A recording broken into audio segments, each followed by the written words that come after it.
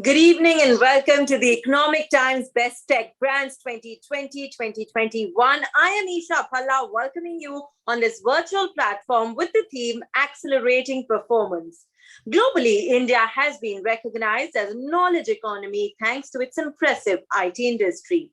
The tech industry has been instrumental in creating infrastructure to store, to process, and exchange information for important business operations and other organizations. India has had a strong focus when it comes to science and technology, realizing that it is a key element for economic growth. Today, we bring to you stalwarts from across the industry to enable knowledge sharing through exchange of ideas, experiences, and discuss future trends that will take the sector further. We at the Economic Times, with our in depth research, bring to you top brands under various segments of technology. Brands that have outdone themselves when it comes to innovation, when it comes to brand value, brand recall, customer satisfaction, customer service, and quality, really being there in the minds of their customers. Today, on this very virtual platform, we would facilitate the brands that have created a space for themselves, a name for themselves that really does make them stand out. But before we begin, I'd like to encourage all of you to please use our hashtag #ETBestBrands and get to the social media, be it on Twitter, on Instagram, and on Facebook. We look forward to your comments. And to begin the day, as our keynote address, I'd like to extend a very warm welcome to Mr. S. Raman, Managing Director and Chief Executive Officer, National E-Governance Services Limited, telling us more about the role of technology in the new normal, Rising India. A very warm welcome to you, sir.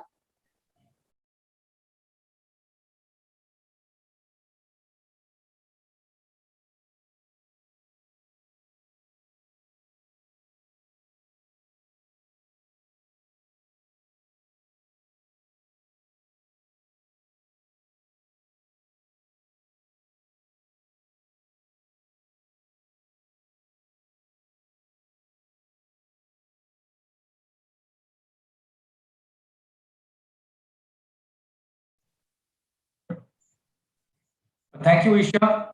I thank the Economic Times for inviting me to this prestigious event. I would just like to share with you my own thoughts on what I see as the emerging trends, what I also see as the kind of space that we have traveled in India in the area of technology, digital growth, digital services, and I just want to throw my mind back to even 30 years ago. I remember this was the early 90s, and we had just started some digital work, or computerization as it was known in those days. And we were doing the computerization of the state government finances, the accounts, and the Provident Fund. And at that point of time, we had used something called a LAN network using novel netware. And these were remarkably new gadgets and incredibly exciting softwares that were available in the world in those times. And we were actually in a government office, the largest civilian network in the country at that point of time, where we had connected something like 70 desktops into this LAN configuration. So, this is early days, and it probably required the foresight of a few far-thinking people in the government at that time to set certain computerization processes off. We've come a very long way from there. I think the next big event that happened in our country and in the world was probably the Y2K. And that's something which gave India a sort of edge, if I may say. And the talent of the country was probably recognized globally for the first time. Of course, the big Indian companies had already by then started doing offshoring work, and there was a lot of people moving from India to other countries to provide computer and digital services. But probably Y2K was an event of its own kind. And then I think remarkably, the Indian capital market space suddenly came alive with the kind of digitization and use of computers for demat of shares and for trading of shares. And I think that was probably in India the largest government-driven initiative, and probably even across government and private, probably the largest initiative to try and use information technology and software skills of the country to enable a particular large economic area to move into digitization. And I still recall, of course, I was in SEBI many years later, only between 2007 to 2013. But what I'm talking about is in the space of 96, 97, all the way up to 2000, when it took about that much time for the country and the participants in the capital markets to get used to the concepts of screen-based trading as opposed to the traditional way of sharing have been in that space where government-driven projects have come out in a very large way. It's interesting that if one were to look at the underpinnings of the digital economy in India, I think the biggest and the best sort of trigger for a lot of activities was the IT Act itself. We have an IT Act, Information Technology Act of 2000, which is at that time probably a very forward-looking act. And as we have gone through the ages, that act has been amended in order to enable a variety of services and a variety of new products to have been created. We then moved to probably the Payment and Settlements Act 2007, which again unleashed what we are all today beneficiaries of, the immense power of transacting money based on a mobile in a matter of seconds. It's probably even less than a second, which is completely unbelievable. In fact, in the time of what the late somewhere around 2009 2010, when the capital markets regulator SEBI, we were always in the belief that the capital markets were a step ahead of the payments system in the country, and it was the payment system that was making the capital markets not able to reach their full potential in terms of digitization. And I think today we have a payment system which is probably far ahead of so many other systems in the country today.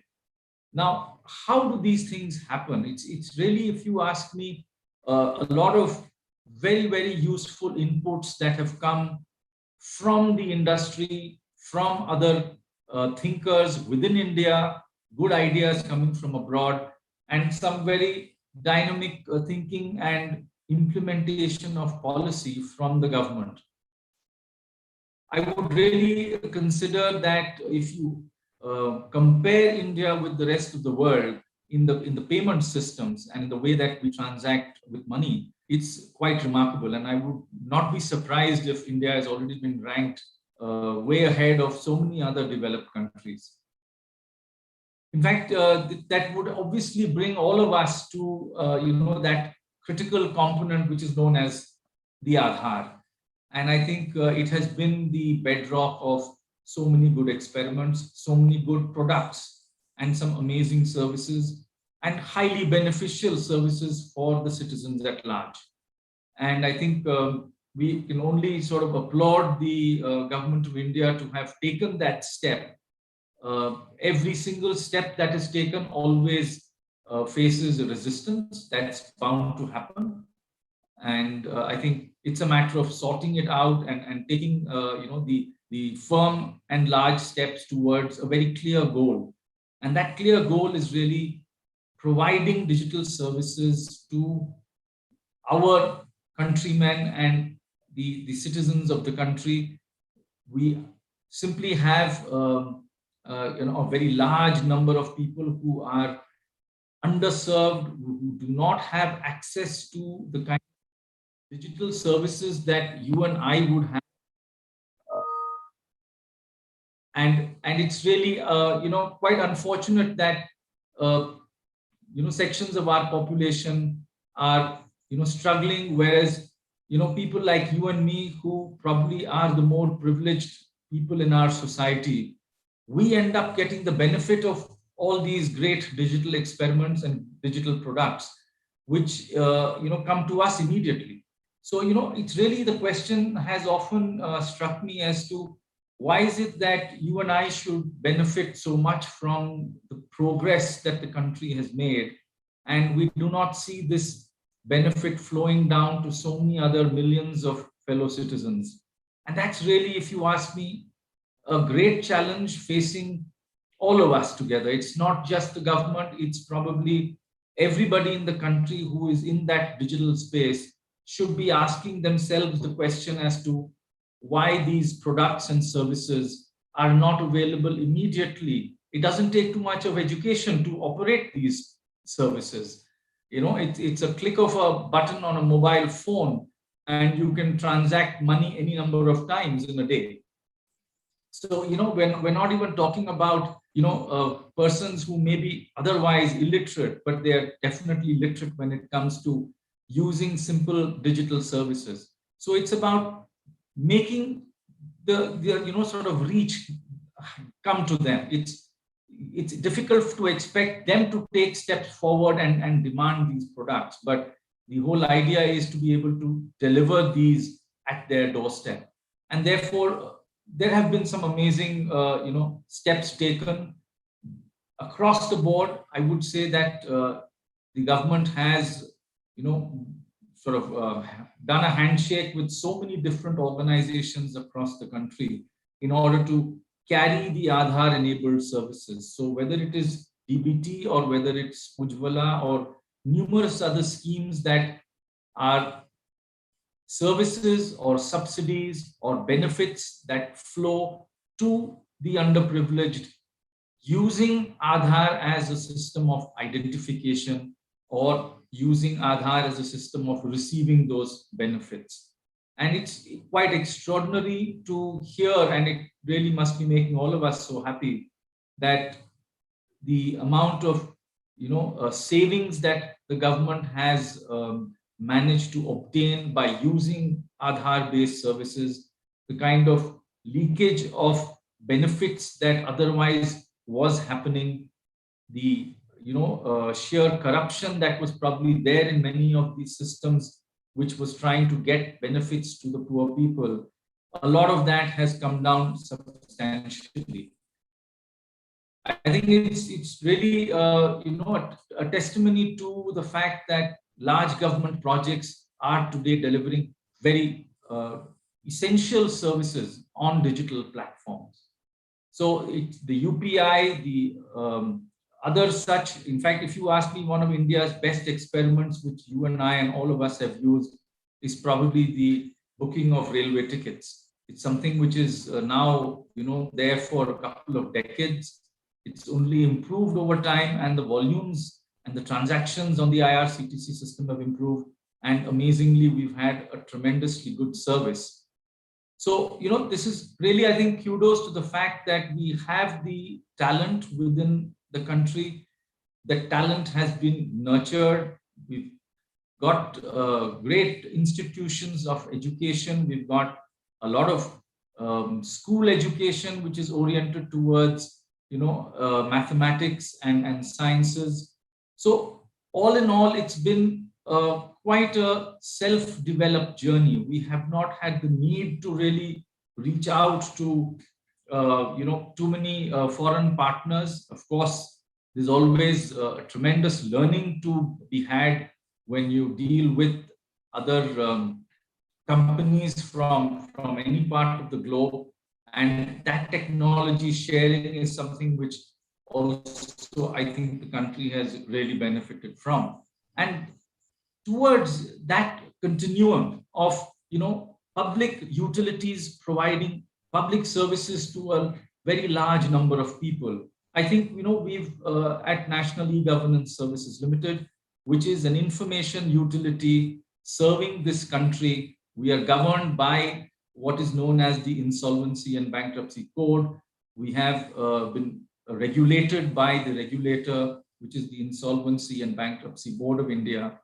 And there is an amazing transformation that I myself have seen in the last 4 years that I have been here. And that's really about moving towards electronic evidence.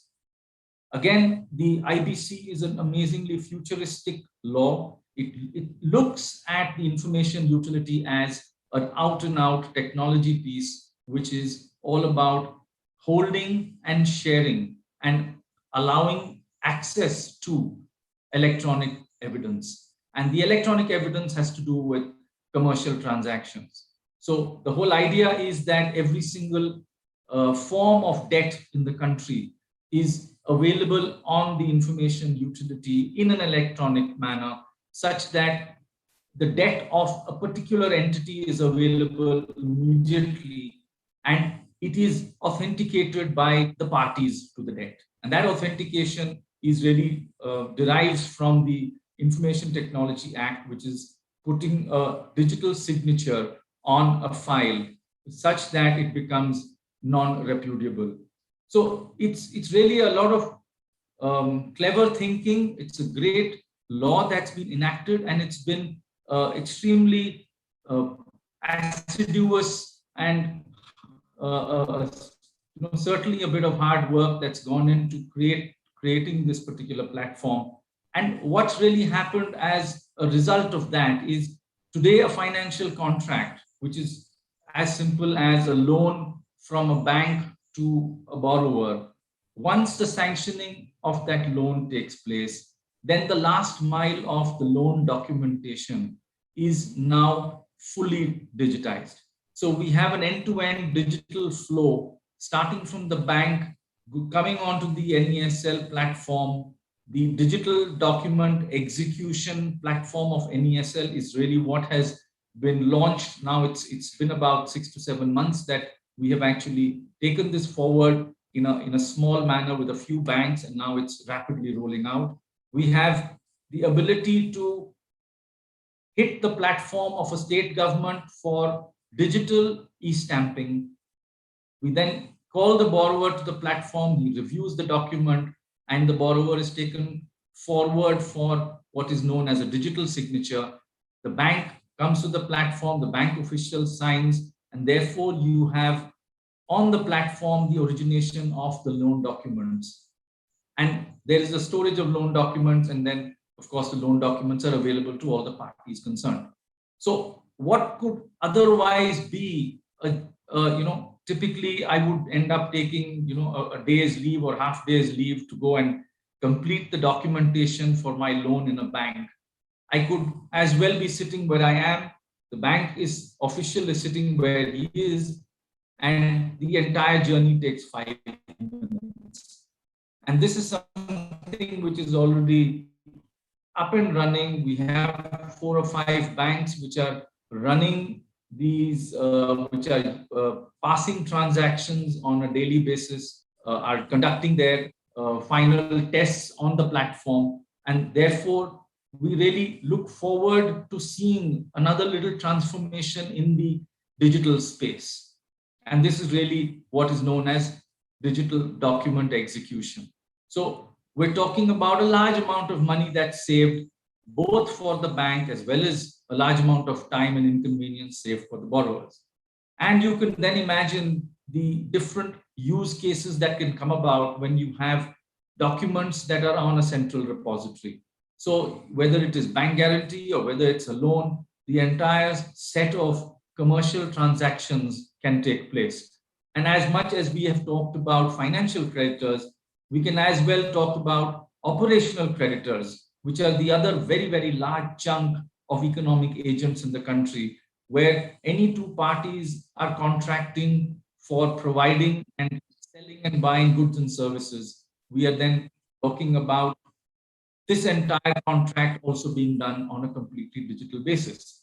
So I don't want to say that it's only the government which has the ability to think and implement such large projects, but I think it is also, in a sense, the duty of the government to be able to conceive and implement such large projects which go towards helping and taking the country forward in several different ways down the digital journey.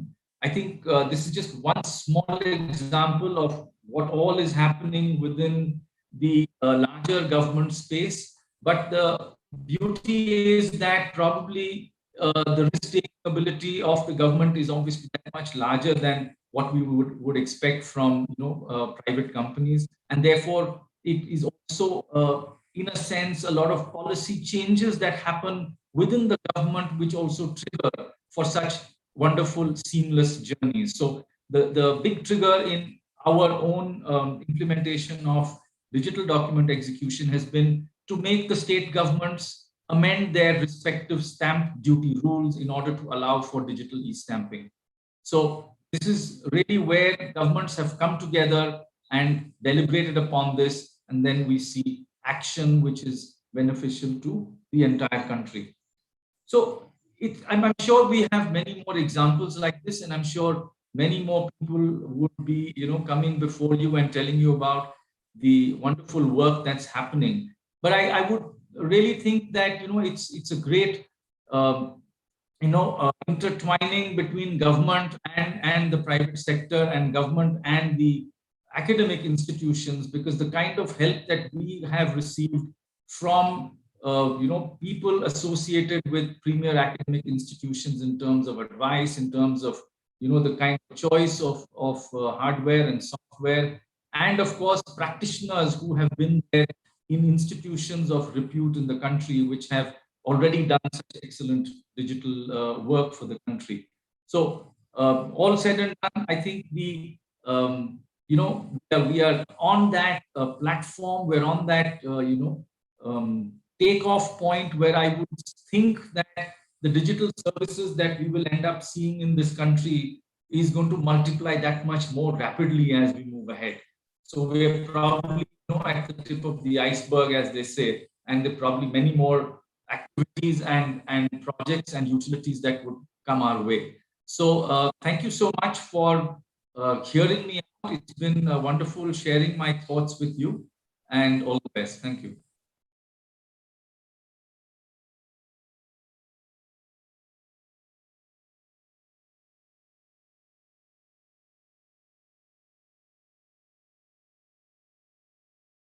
Much, Mr. S. Raman, I'd like to thank you for joining us, sharing India's digital growth success story, the entire journey, the various benefits, like you mentioned, that we across the country are having, only hoping that the benefits, the progress that the country has made digitally really does go to the doorsteps of everybody across the country, whether it's the underprivileged and all the various schemes, the various initiatives that you along with the government have been taking, the department has been taking. So like you mentioned, we have the right talent, we've nurtured the talent, and we really are focus oriented, taking things in the right direction. I'd once again like to thank you for your kind presence and for starting our evening on such a positive note. Thank you so very much for joining us and sharing more on the role of technology in this new normal and how India can really rise. And as I thank Sir, I'd like to once again request all our audience members to please use our hashtag #ETBestBrands. Head to Twitter, to Instagram, to Facebook, share what you think about the various sessions that we put together for you. There's a lot happening right here on this virtual platform. So please do stay tuned, because up next is our session on the horizon, the new age of frontier technologies in just a bit, where we will be joined by Ms. Anna Roy, advisor, DMA and Frontier Technology, Maharashtra, Niti Aayog.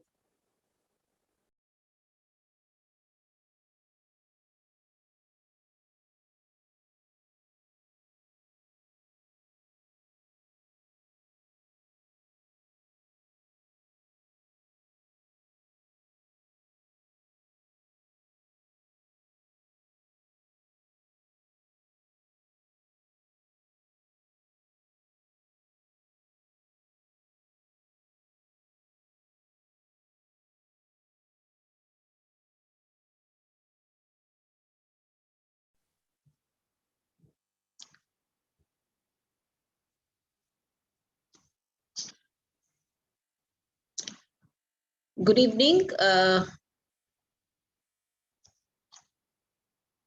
Good evening. First of all, I would like to thank ETH for giving me this opportunity to share my views on this topic, which is, I would say, one of the main streams of the development agenda for the country today.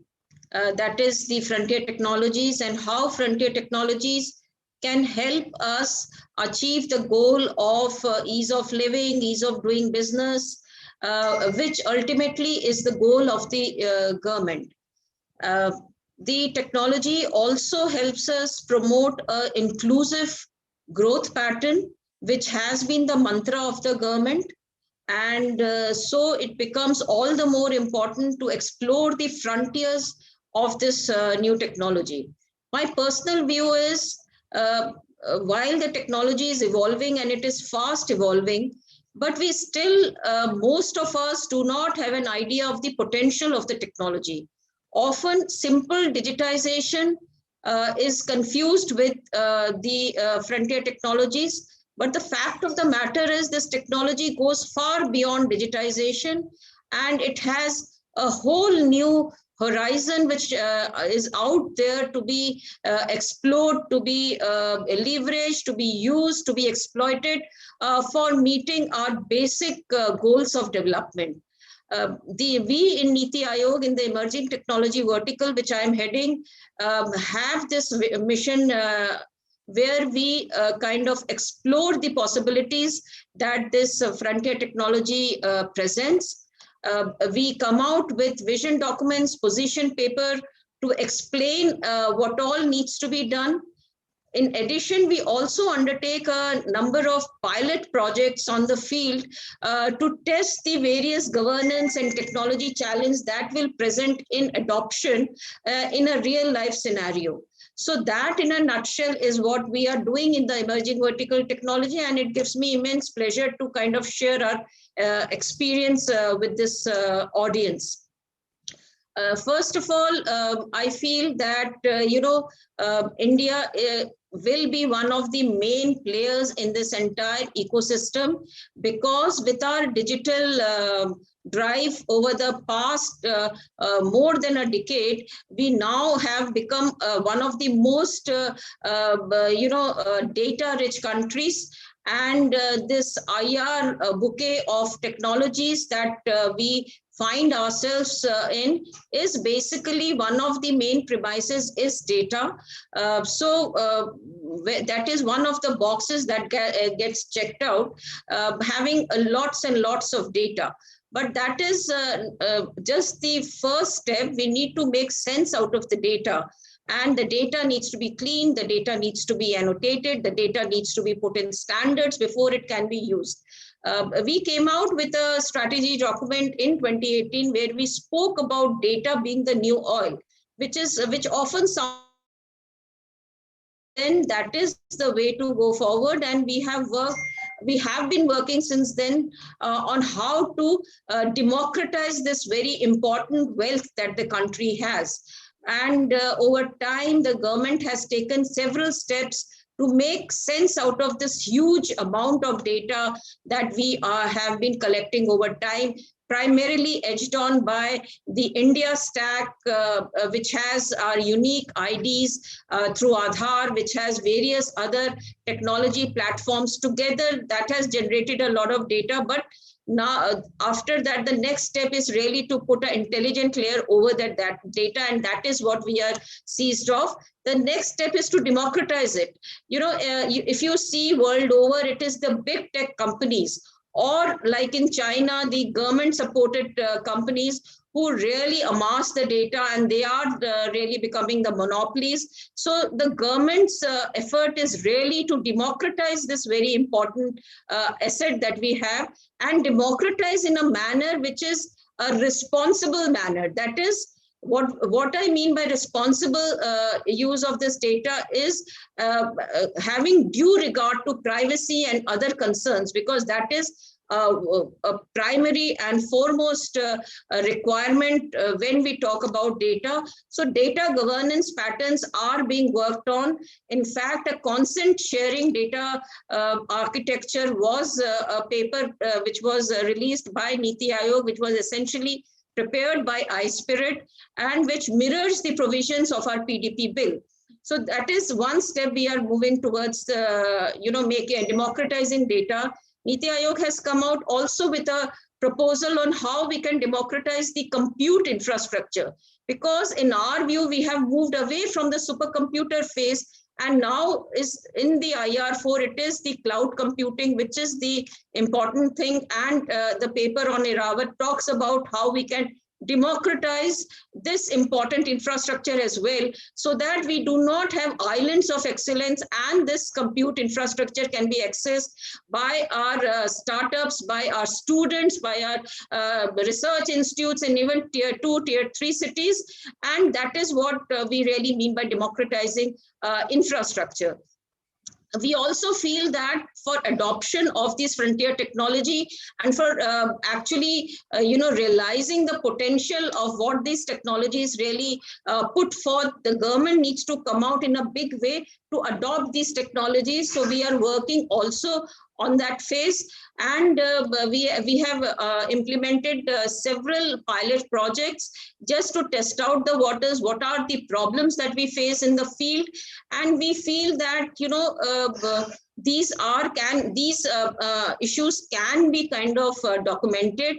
They can be put in a framework so that we deal with it in a very systematic manner. So that is the next big thing which we are doing. Now, coming to the potential of this technology, I think you would need one full day and a sector-specific session really to talk about it. So I will not spend too much time, but I will like to touch upon this fact that this is one technology, the present IR4 technologies there in each sector. So this is a technology where the technology per se is as important as the domain expertise. So this is very different from our previous technology phases, where we could kind of make a wedge between the two. Now, the intertwining of the domain knowledge with the technology development is so important that we need to now realize that today, unless our doctors understand this technology and speak the language of technology, our teachers have to understand it, our agriculturalists have to understand, farmers have to understand it. So that is what the next challenge really is, and that is where we are working on awareness and demystifying the technology. One of the papers that we released on blockchain is one step towards there, where we are really demystifying the entire distributed ledger technology and showing how it can be used to address governance challenges in improving ease of living, ease of doing business. So in a way, we are trying to, go beyond the general kind of debate that occurs around these technologies, say in blockchain, which I feel the entire thing was kind of sidelined by the debate that we had on cryptocurrencies and on bitcoins, etc. So while those are also important things, we must first understand the potential of these technologies. So that is, I would request the audience to have a look at that paper, which is on the Niti Aayog side. So concluding my remarks, I would say that what we need to really understand we need to look beyond the technicalities of the technology. And like we have presented in the National AI Strategy, which we released in 2018, is that look at the technology, not for the technology, that is how many algorithms you develop, how many patents you get, but how you can use this technology to solve a day-to-day problem. Access barrier is one of the major problems, and this is one technology which can really help us overcome the access barrier in sectors like health, education, which was amply, demonstrated during the COVID period. In fact, COVID, one of the silver linings on the dark clouds of COVID was to show the potential of this technology in various fields. So now that, we have already seen the potential of this technology, the next step really is to get our house together. And I think events like this, which has been organized by ETH, are very important in showcasing the importance of this topic and getting various stakeholders to come together and work together and take this mission forward. So with that, I will end my remarks, and I wish all the best to the organizers for a very successful summit. Thank you very much.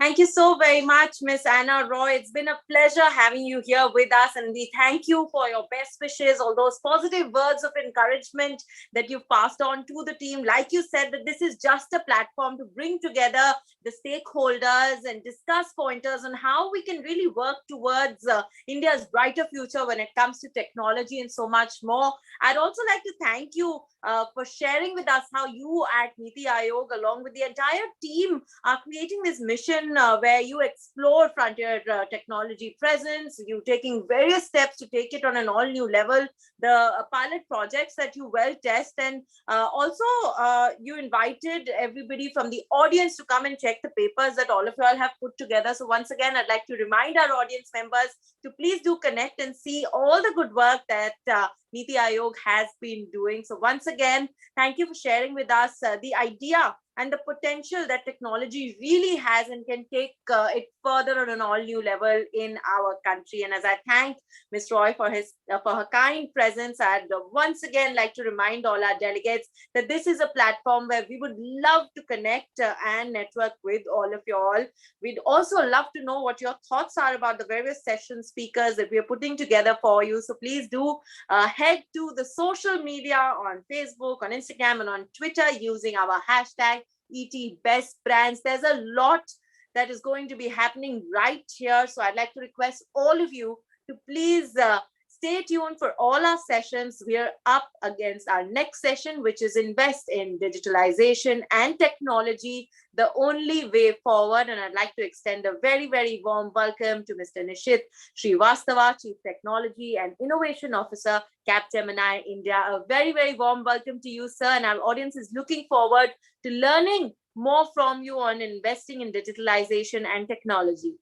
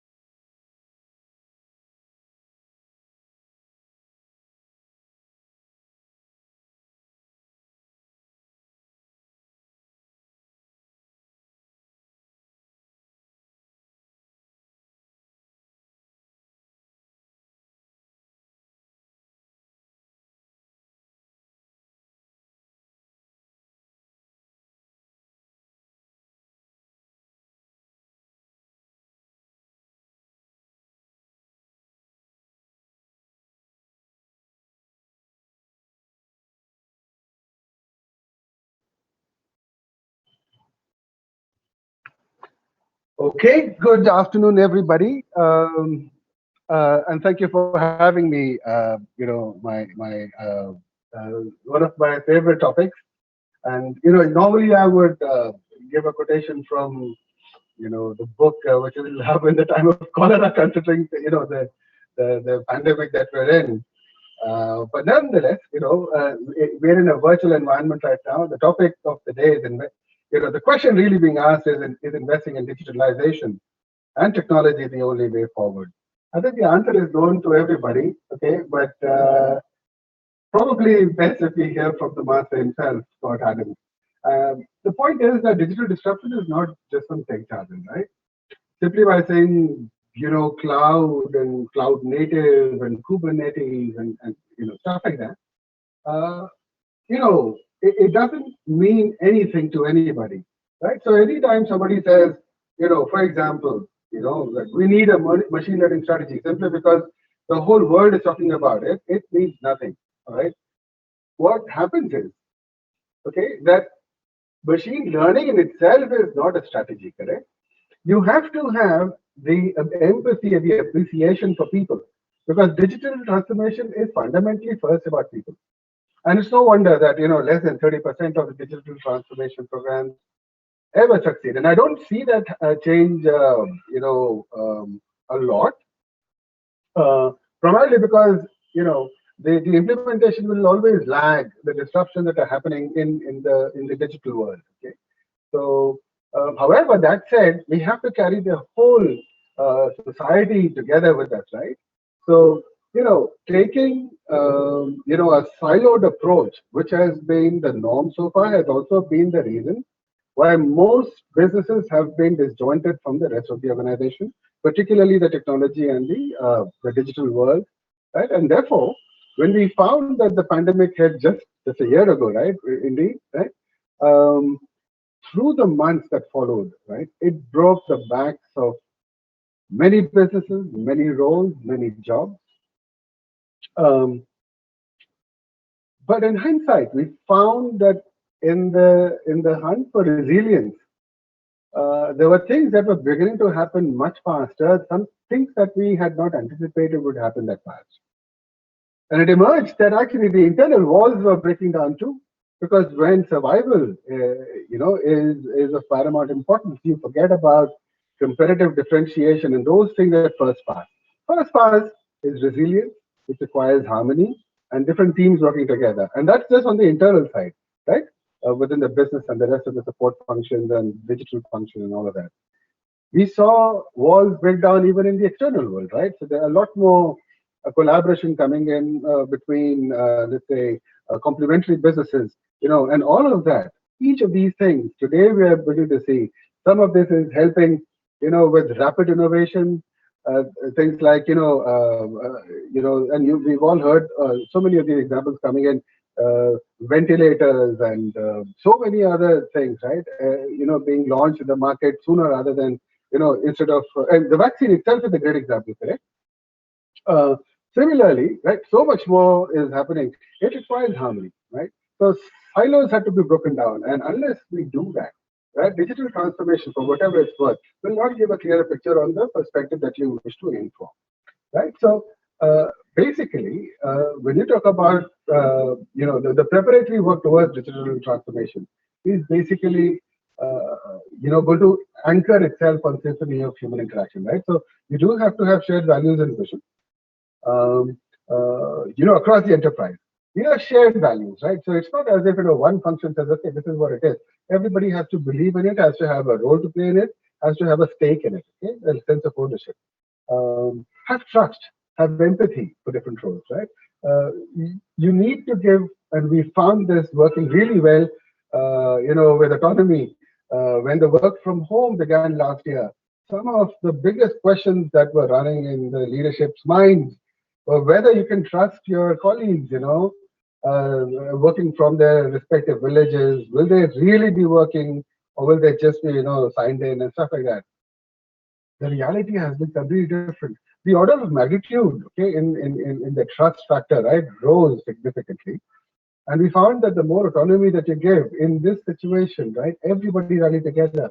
Okay, so there is a central framework, but more autonomy creates that bond, okay, between teams across hierarchy. Role rotation, right? Uh, this actually is very, very important for any one individual to get a cross-functional expertise, experience, and that in itself again gives you the empathy to understand. Okay, what is the guy in the warehouse really doing? What's the guy on the sales side really doing? What are the people on the manufacturing shop floor? Or if you're a insurance company, it could be something different.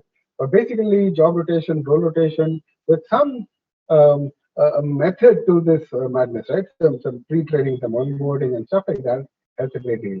And then all of these being internal, my favorite is open innovation, which is external, right? So the ability and the humility to accept that, for whatever, with years and years of our respective experiences, the sum of parts will never be, it's always going to be larger than the whole, right?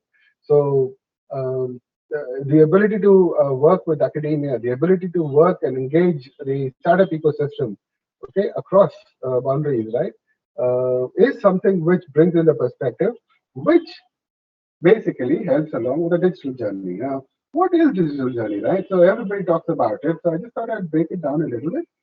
So digitization is one word, right, which effectively is conversion to data, right? So we had those audio cassettes and video cassettes, for example. We converted it, into data format and put it on a hard drive. That's really it, right? So when you take a picture of something outside, convert it into digital format, that's digitization. It's just data in a particular form, but it leads to something else, right? Leads to digitalization, which is adaptation of processes, right? Then you can begin to do things with it. So when there was music, in digital format, when people were storing on their respective CDs and all of that, Napster came along, right? Created a shared libraries, created a mechanism, a community, around themes, around the performers, right? But it wasn't really a business. Digital disruption happened when Apple came out with iTunes, right? That whole community became a business, right? 99 cents to a song.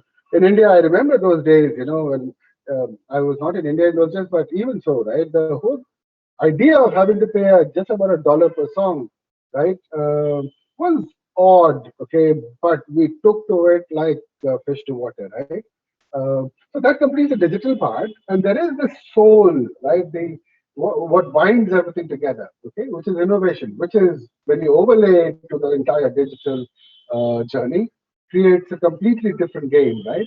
And between this, if you're talking about an autonomous vehicle, everybody reads about these phenomenal things.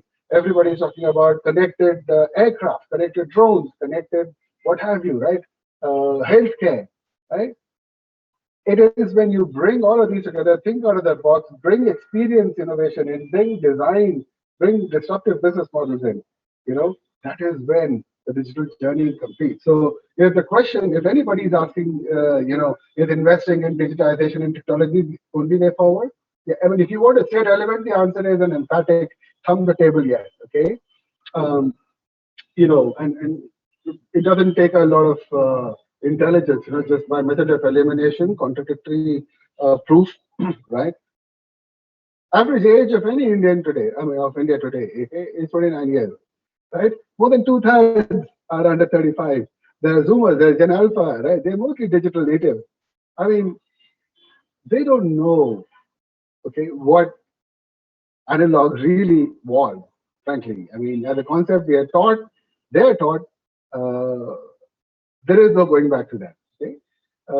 And the COVID, what it did was it set us on a path of rapid digitization. And many of you would have seen, right, the government launching healthcare programs.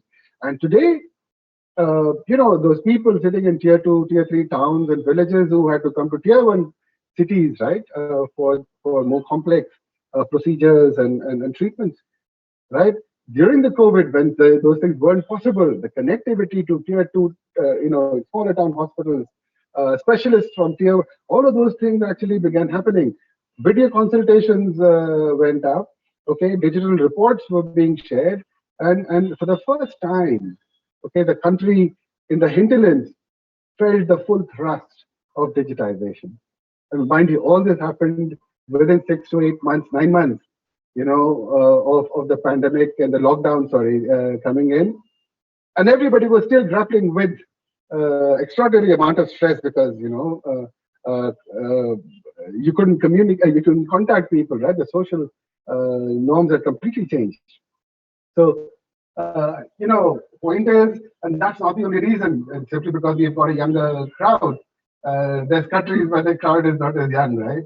So businesses who've gone on the digitization journey, leveraged data, created insights, okay, are faster, more fleet-footed, and actually the most important thing is the more desirable the most of the other brands, right? So Marks and Spencer, when they launched Mobile Pay Go, self-checkout application, and especially people who would go on weekends for shopping, right? You're standing in by the register in long queues, your shopping carts, heaped up. It would take ages. It was a nightmare. Nobody wanted that. Within the same, floor space, 4 self-checkout options. Now, who doesn't want to exercise? 20%, okay, of stores business moved to that, and it required a little bit of, modification to the way that they used to work, but it was done. Capgemini Research Institute, right, CRI, we had done some research where 60% of the customers were, in no two minds that if a retailer, okay, creates such automated experiences and those things, and I'll touch upon some more examples as we go along, they will shift. All right, that's what it is.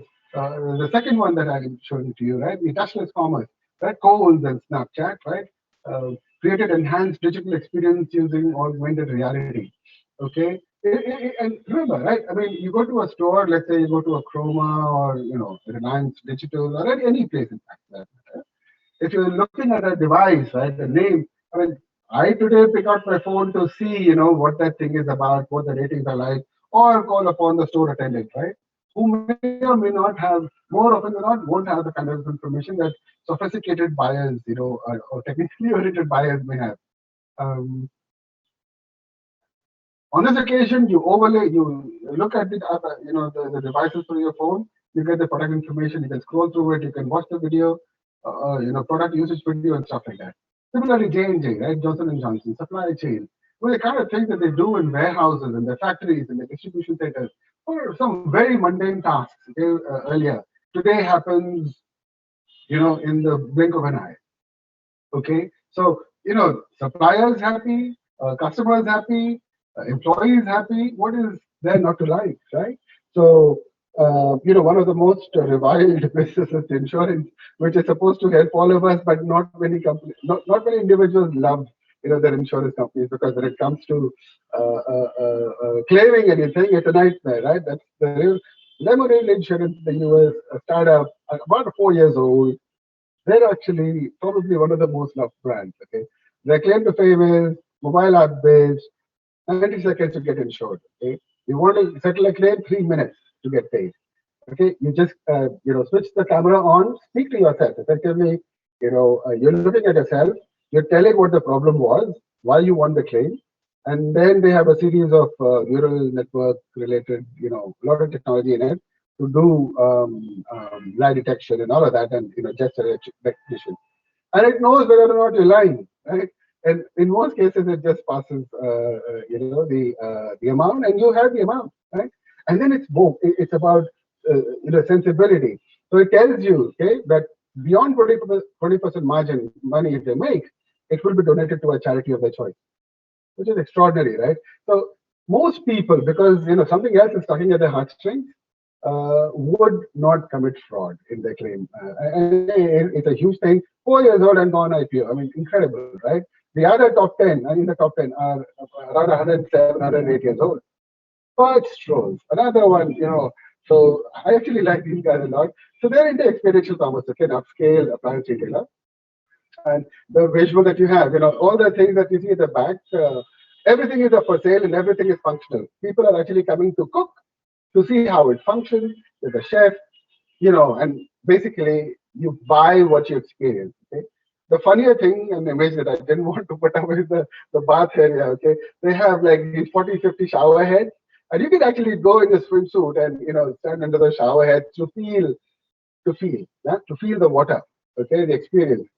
Uh, most people will just extend their hands under and have a laugh, and or it can create a riot. When they create those very special promotion events. Now, high touch business, experience business, lockdown happened, low touch, right? So they created something else, an augmented reality experience in the browser and the application. And today you can navigate just as well, except that you don't get a feel for it. But you're looking at the appliance. You can choose what it is that you want to cook, and it plays a video. Okay, it still gives you some experience as best as it can. All right, so with all of these disruptions happening around us, and I'm not talking about digital disruptions alone. I'm talking about disruptions to our lives, right? Our ability to react to that is not possible unless and until we all have a view. Okay, companies like ours and those of our compatriots, right? We keep an eye on different types of technology, what our vision is for each of them, right? So data or blockchain or immersive reality or what have you, right? We track how these technologies have an impact on every aspect of our daily engagement with the market, right? And with planet centricity coming to the fore, we're doing far more than what we used to do with customers alone. And together, that helps us bring the perspective along with academia and startup ecosystem, something that has made us much better prepared. Okay, so yes, the idea is that there is no turning back. Yes, we will always play catch up to the disruptions which are happening. Disruption is the only constant, right? Just as you tame the current disruption, right? You've got things stable. Somebody will come along and disrupt that and create newer opportunities, newer stress, new vulnerabilities, and yet again the whole journey starts. In a strange way, that circular economy of existence, circular economy of maybe disruption. But that's what helps us keep on evolving as individuals, as humans, as society, and as technology. All right. So I do wish to thank you so much for listening to me. I hope I did justice to the theme. And back to your console. Pleasure being here.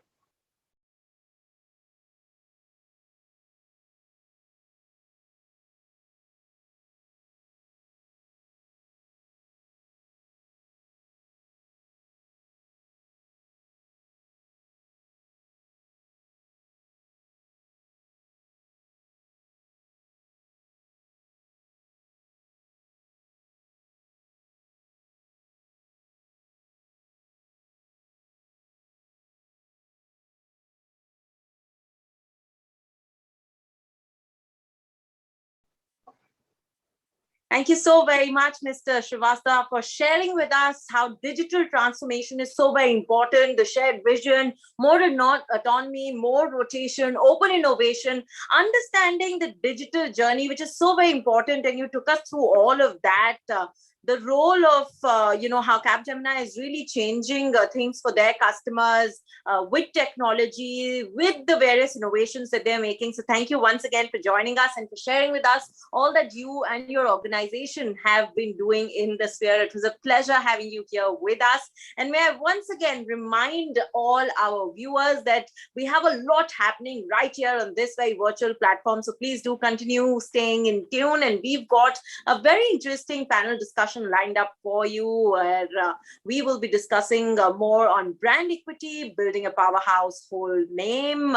We bring to you panelists from top technology companies who will deliberate on what really goes behind building a brand that is a household name, brand image, the new normal, brand building, the various challenges that come with it, the various opportunities that one can really work on, the trending brand building techniques, so much more. And this very, very interesting session will be moderated by Mr. Dilip Cherian, India's image guru and founder of Perfect Relations. Who better than him to really put it all together for us as we bring to you our panelists from across the sector.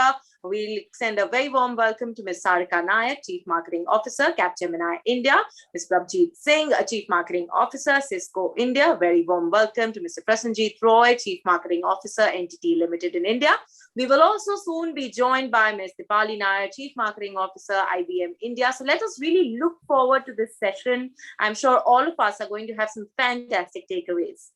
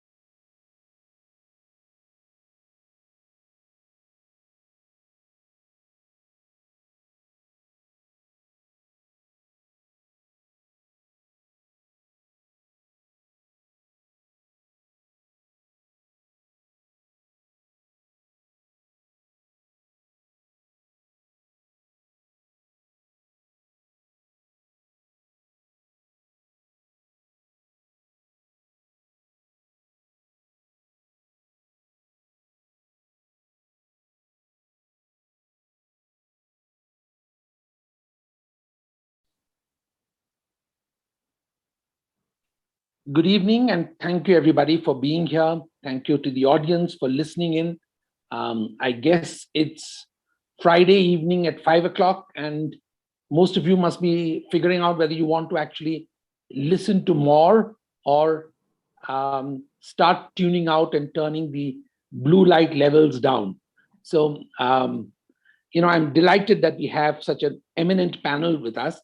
We have Dipali Nair, who's been introduced as going to join us in 5 minutes. We have Sarika Nayak, who's with Capgemini. We have Prabjit Singh, who's with Cisco, and we have Prasenjit Roy, who's with NTT. The thought I had, and I've shared that with the panelists already, is to look at how technology companies, and since all of you have that in common to start with, how technology companies look at brand building. What can those who are listening into us learn and take home as tips as to what they should do with their companies wherever they're working, given that most of them are probably looking forward to learning tips and get some takeaways from us about what to do with their marketing budgets, how to assign them, how much flexibility they should be asking for, examining how much are they actually getting. Do they need to look at themselves or their own teams to do everything? Or does it make sense to buy some of the services they need? And how do they measure all this? Because the one thing that the COVID lockdown has probably taught all of us is that everything now needs to be measured. How much time you're sitting in front of a computer or console or whatever it is, and what is the net effect of that is probably more important than just being there. And also, I think that this has been a great time for those of us in the communication space and the marketing space to actually drag in people who work with us and deploy them as weapons of mass communications, as it were. So I think that these are some of the issues we want to go over. And I'd like to keep this a free-flowing kind of conversation. So there's no tension for any of you to confine yourself to the questions I have.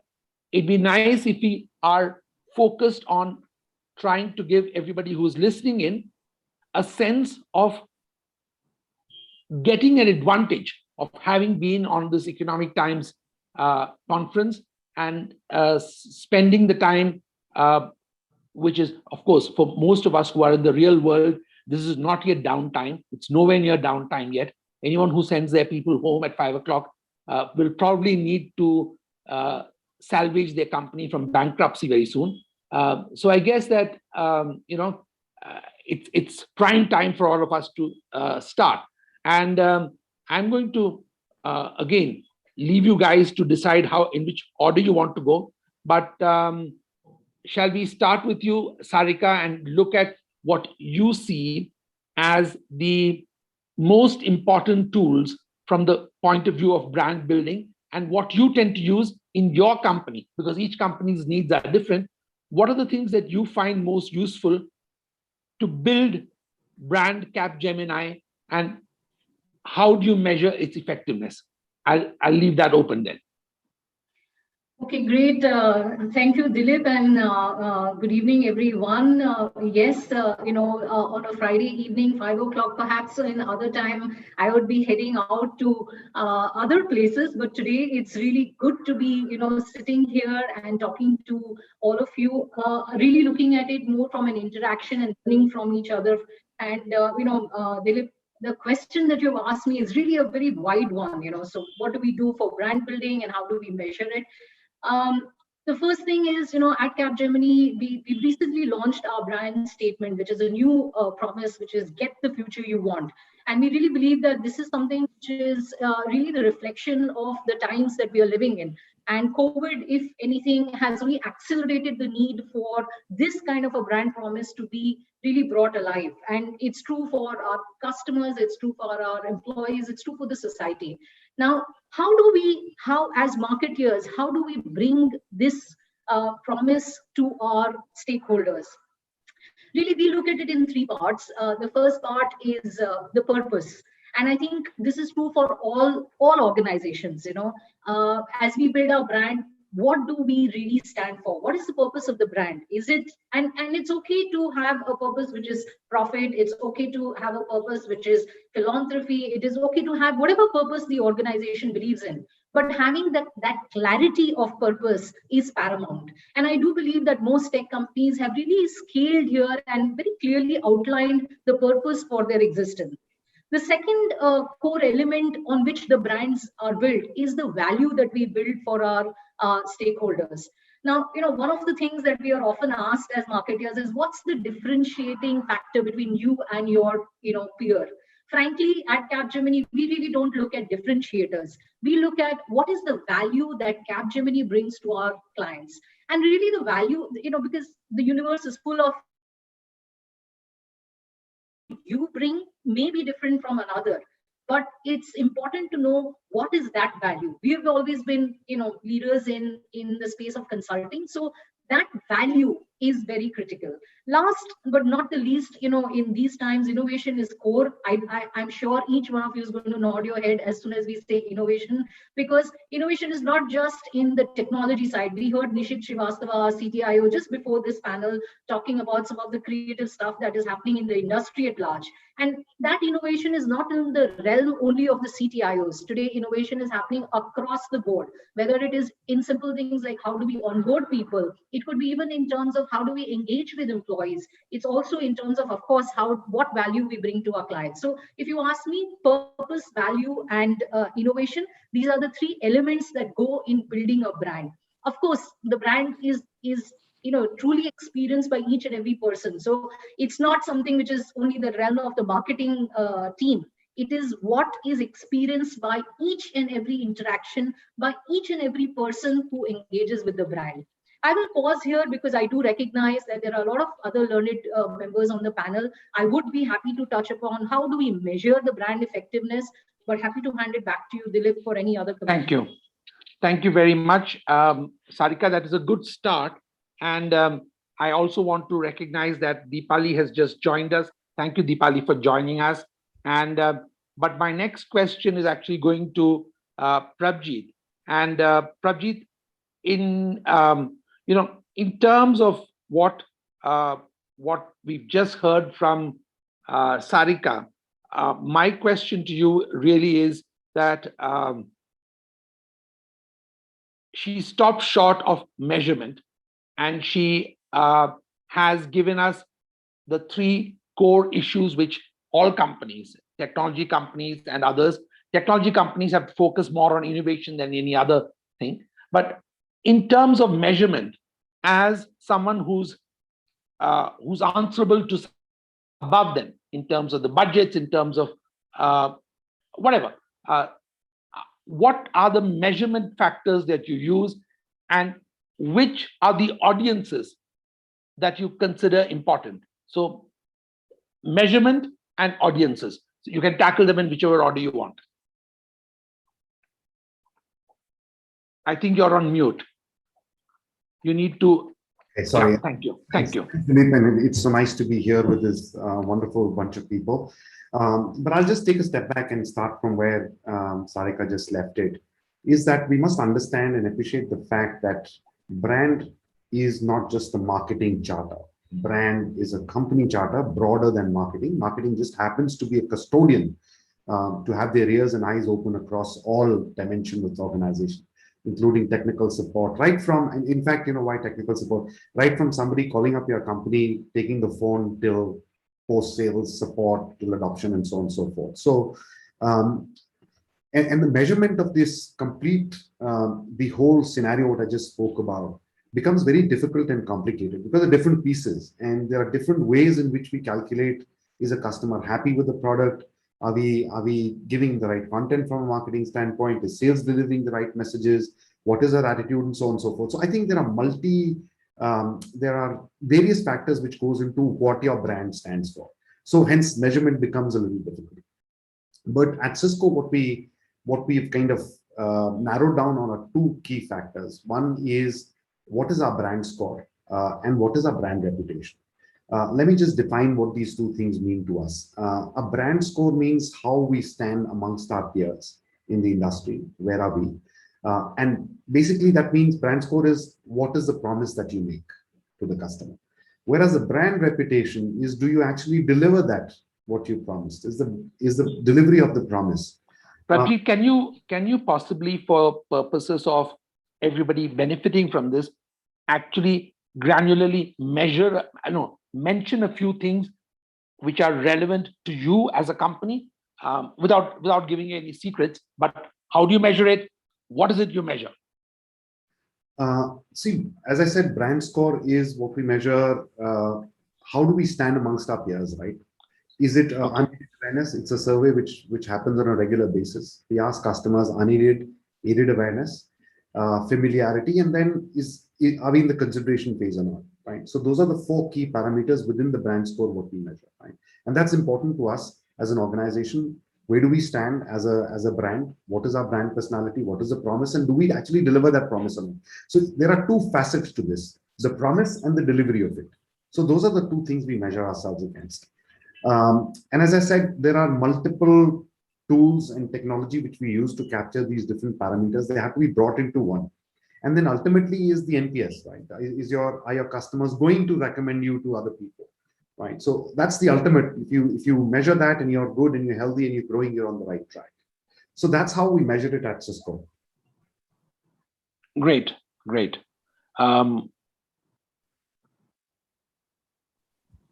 to Deepali, measurement, because I have a feeling that at this point in time, where we are as companies, where we are as service providers, I think everybody wants to know, how do you measure this, and can you measure it?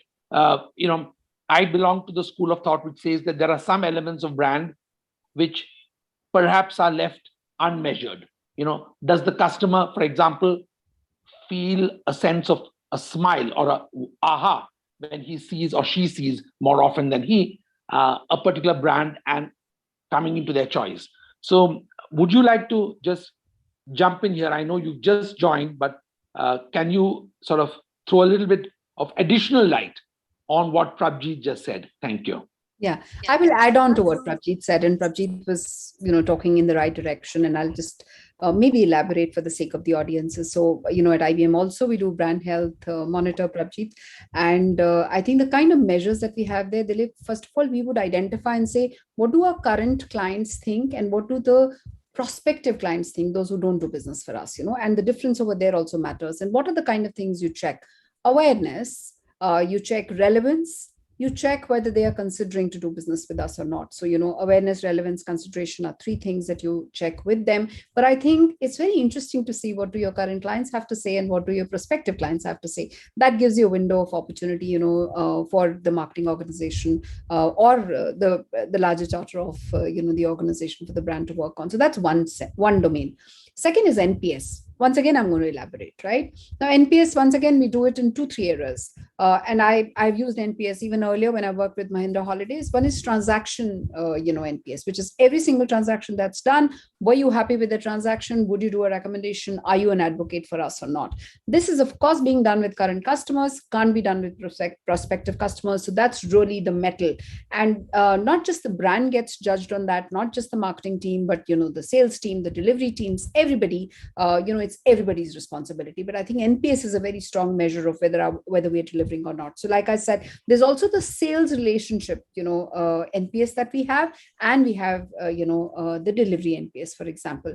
But, Dilip, importantly, there is a third aspect that has come into the picture in the last 8 or 9 years, which is the performance marketing side of the business, where, clearly the kind of things that we are looking at are in the domain of the ROI on the marketing dollars that we are spending from a leads and business development perspective, how we are contributing to business, and so on and so forth. Sorry, I must also mention there are some ancillary things which have also grown in terms of measurement. So social listening, for example, lots of different ways to measure sentiment over there. Some people look only at positive mentions. Some people look at a score which is positive mentions minus negative mentions. Some people also look at the neutral mentions. So there is that, those sentiment score. Then there is engagement score that you can measure with the work that you're doing on the social side, and the social posts. But a lot of these measures are input measures, I think, to what gets delivered on on whether you call it the brand health score or the brand health monitor, and things like those. But I do think that the ROI part, the money measurement, is where more work is being done inside every organization to figure out what part of my dollar is really working, in what area, and therefore can I scale up the right things. Got it. I'm going to, go ahead, please. One quick comment on what we just heard. So I think the social listening is a very important part, and that's the aha which you were saying. See, how do you know the customer's happy or not? Do you bring a smile to his face? Social listening is a very good way to understand. Of course, the technology is still getting refined and getting better. We still don't pick up words and the tone behind it. But it's a very good point, I think. The aha can be measured from social listening to a large extent. Thank you. That is where I was heading, because, we see this as something which in the PR industry, we measure this a lot. And social listening is so dominant in our measures today that, we are looking at tonality, we're looking at frequency, we're looking at how significant is this customer in terms of her being an influencer or her being a loner. And, you assign different values based on that. Prashanjit, let me just go right away from the measurement thing and look at something else which is in the domain of marketing and which is probably more interesting now, which is that in defining your brand image, how much of a role does a CEO play? And how much room and flexibility do you have as country holders of the brand value? So you may be able to enshrine some of what the global company may define, but there are all kinds of things which matter in the local sphere.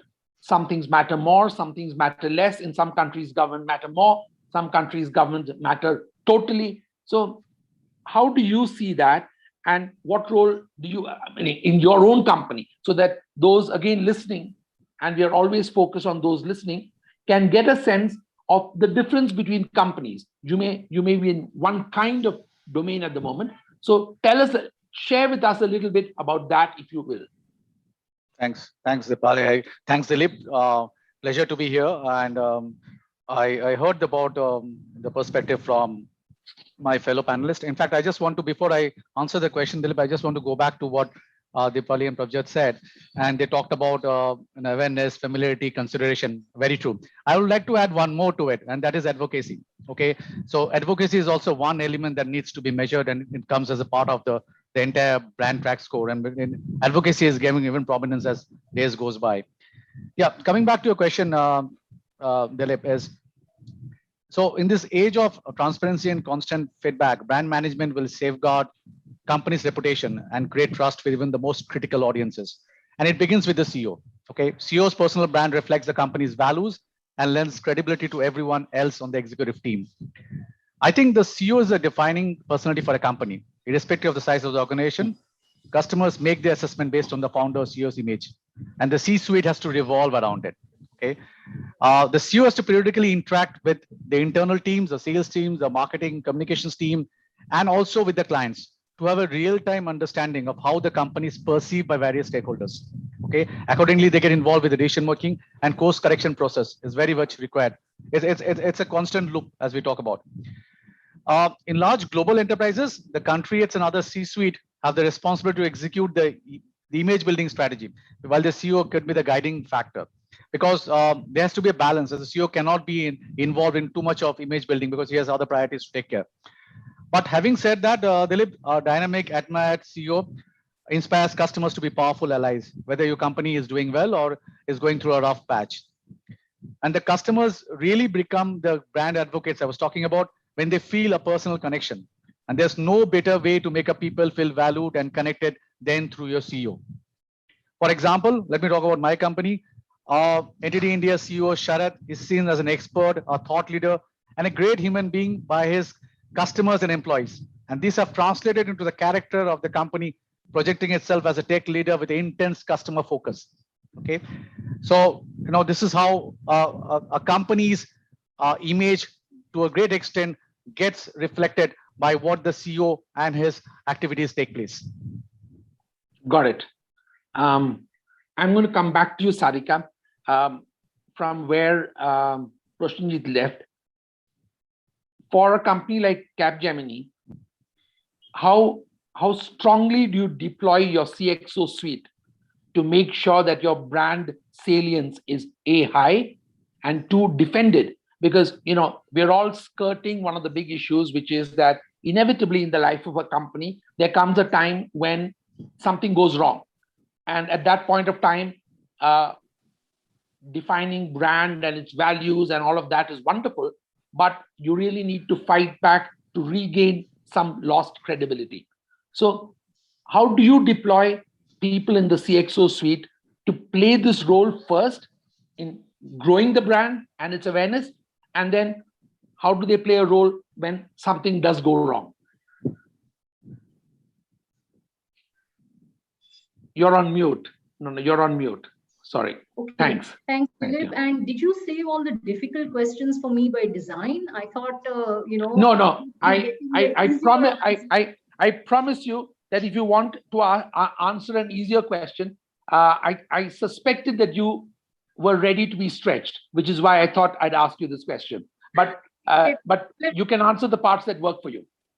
Thanks, Dilip. Let me take a shot at responding to what you said. But before that, with the permission of the rest of the panelists, wanted to also highlight one important thing when we were talking about measurement.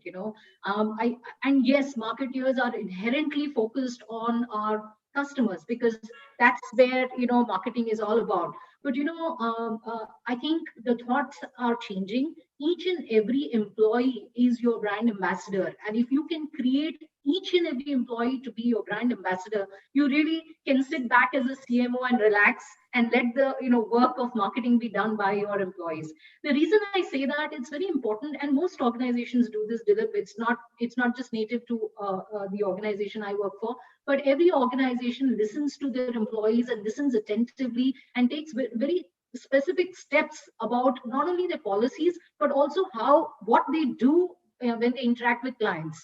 So I think listening to employees and a measurement on that is also very important. Got it. Every organization has that. We have that as well. But the part that we have extended the measurement is, it's not just the internal listening tools. We also look at tools like Glassdoor, which is, is a well-recognized, tool for, especially when people are wanting to join an organization. And really, it's not at a point that you measure, but you see the growth across the years. And frankly, for us, it's been very, very, very happy to say that for us, our listening internal measurement has been growing positively. We see the same reflection in our Glassdoor scores. We see the same reflection in scores like Universum. Now, Universum, for the benefit of all of us, there is clearly a talent war in India, right? And Universum is a global survey which basically talks about, the best employers that, the young talent wants to join. So, when you look at all of these three together and they are moving in the same direction, then it is safe to say that your brand efforts are all moving in the same direction. I'm going to hold you there for a minute, because Prasenjit also mentioned this, and I'm going to be a bit of a party pooper by asking this question. You say that there is a talent war out there, but on the other hand, sitting at the CEO role that I play, I find a larger number than ever of CVs floating by my table than ever before. Is it a result of COVID? I don't know, but I'm wondering whether all of you are seeing that, or whether mine is is one swallow which doesn't make the summer. Okay, do you want me to answer that? Anybody, Prasenjit or you, since both of you talked about the employee score, and I'm focusing on that because that's something which I think a lot of people are wanting to listen into, because a lot of brands verbalize a lot of stuff about employees, but actually everything is customer oriented. But we have to, for political correctness in a sense, have to say a little bit about employees. Is it real or is it not so real? That's my question. Sarik, after you. Okay, great. So first and foremost, for technology companies like ours and for all of us, really it is the people who make the technology human. So, while customers will always be a focus, I think we cannot ever say that employees are a distant second. They will always share the same mind and the same space in a technology company as our customers. And we've had enough stories of happy customers, happy employees really do wonders for the clients. So definitely no debate there. And I see all of you nodding, so no debate there. Employees remain very, very critical for technology companies. Got it. Let me ask Prasenjit to just weigh in on that aspect, if you don't mind. Sure. Yes, I fully endorse what Sarik is saying. In fact, just to give you, Dilip, in our company, we have created a platform which is called OPF, Our People First. And that runs across the entire fabric of the organization. Anything and everything which is employee-centric comes under the banner, OPF. Coming back to your question, Dilip, is about the CVs floating around. Frankly, I have not seen so much of a surge in my official capacity. But to answer your question correctly, if I look at my social media Yes, I'm getting flooded with friends and requests and all this. Okay. Okay, So got it. I see that absolutely all over the place. Yes, I agree with you. Thank you. Thank you. Yes, Sarika, you can go ahead. Sorry. One of the things that the pandemic has shown is that technology actually was a savior in many ways.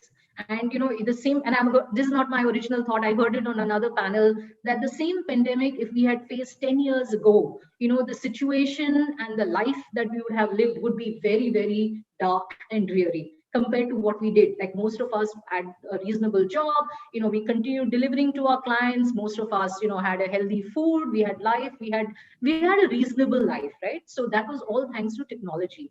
Now, because of the world that we see ahead is not going to go back fully to the way it was pre-COVID. I mean, everybody agrees to that. There is going to be some changes which are going to stay. And in that, especially technology, the skills that will be required are slightly different from the ones that were in the pre-COVID days. And hence, there's a surge for skills which are on cloud, digital, analytics. It was not that it's new, it was always there, but the acceleration is far higher. Got And it. some of the older skills, it's not that they are outdated, but people are wanting more and more to move towards the new age skills. And hence, you will see a surge in positions and openings in a certain section, and you may not see the same in another. This is an open question to anybody. Storytelling, telling the story of your brand, has that changed? Is that still very much the same, or are we seeing the emergence of new directions in which brand equity can be built for a brand because of the story that the brand is actually telling? I'll let Prabjeet tackle that first, and then we'll come to Deepali. So I think storytelling, Lip, has been there forever, right? The story changes. Yes, ever since we sat around a campfire. So that's ongoing. So the narrative keeps changing. And I think that changes because the world is very dynamic, especially in the world of technology. I think we are moving way too fast, right? To stick to the same story what we had 4 years earlier. The story has changed, right? So we keep evolving as the market evolves. And the tools to tell the story has changed as well, right? For example, the video has become an extremely important tool in storytelling today, which wasn't there, right, earlier. So we are using different tools, we are using different ways to tell the story, but the storytelling as such, as part of a marketer's job, is always there.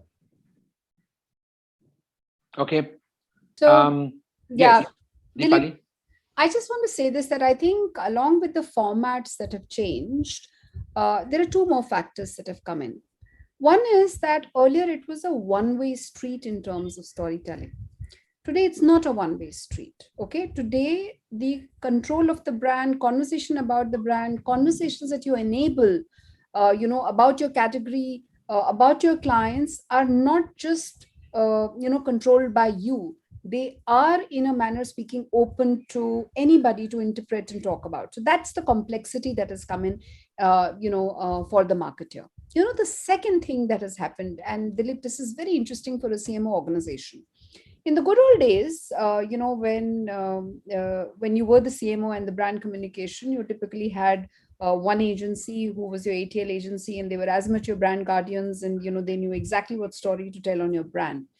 Today, it's become very disintegrated. There could be a social agency theoretically. There is the PR agency who's have much stronger role to play today. I think there is the brand agency, and then there are those ROI-driven dollars where you have to ensure that there is a click-through rate, and people click through it and come to your website.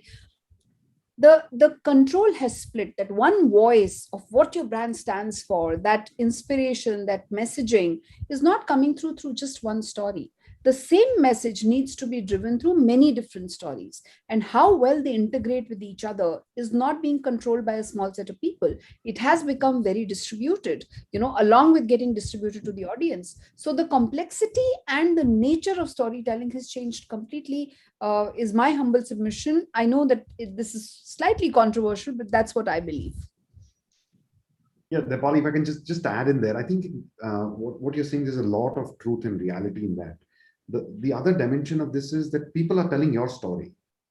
because it's user-driven stories. If Yeah. my customer does not say a good story or doesn't have a good story to tell about my brand, then that hurts much more because of social media now, as it would have probably 5-7 years earlier. Yes, I hear that. I hear that a lot in our business because, one little stone chucked at a I don't want to use the word glass door, but an organization's front door is causing ripples which go as far as the company's stock market valuations are concerned.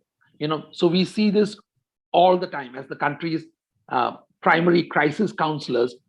We get called in a lot of the time to repair brand stories because a bunch of customers, not just one, have gotten together to, sequentially find fault with some aspect of your story. I think that is something that we'll all have to live with in this new and emerging world. The other Dilip, question that go ahead. Dilip, please. can I come here? You must. Thanks. Thanks. I agree with what. Otherwise, I'll be accused of throwing the next tough question again. No, I fully agree what Dipali and Prabhat said, but I just want to add another dimension to it. So in the storytelling, the canvas and the medium remains the same, but what has changed or is changing right now is the characters. Okay. Earlier it was talking about the company.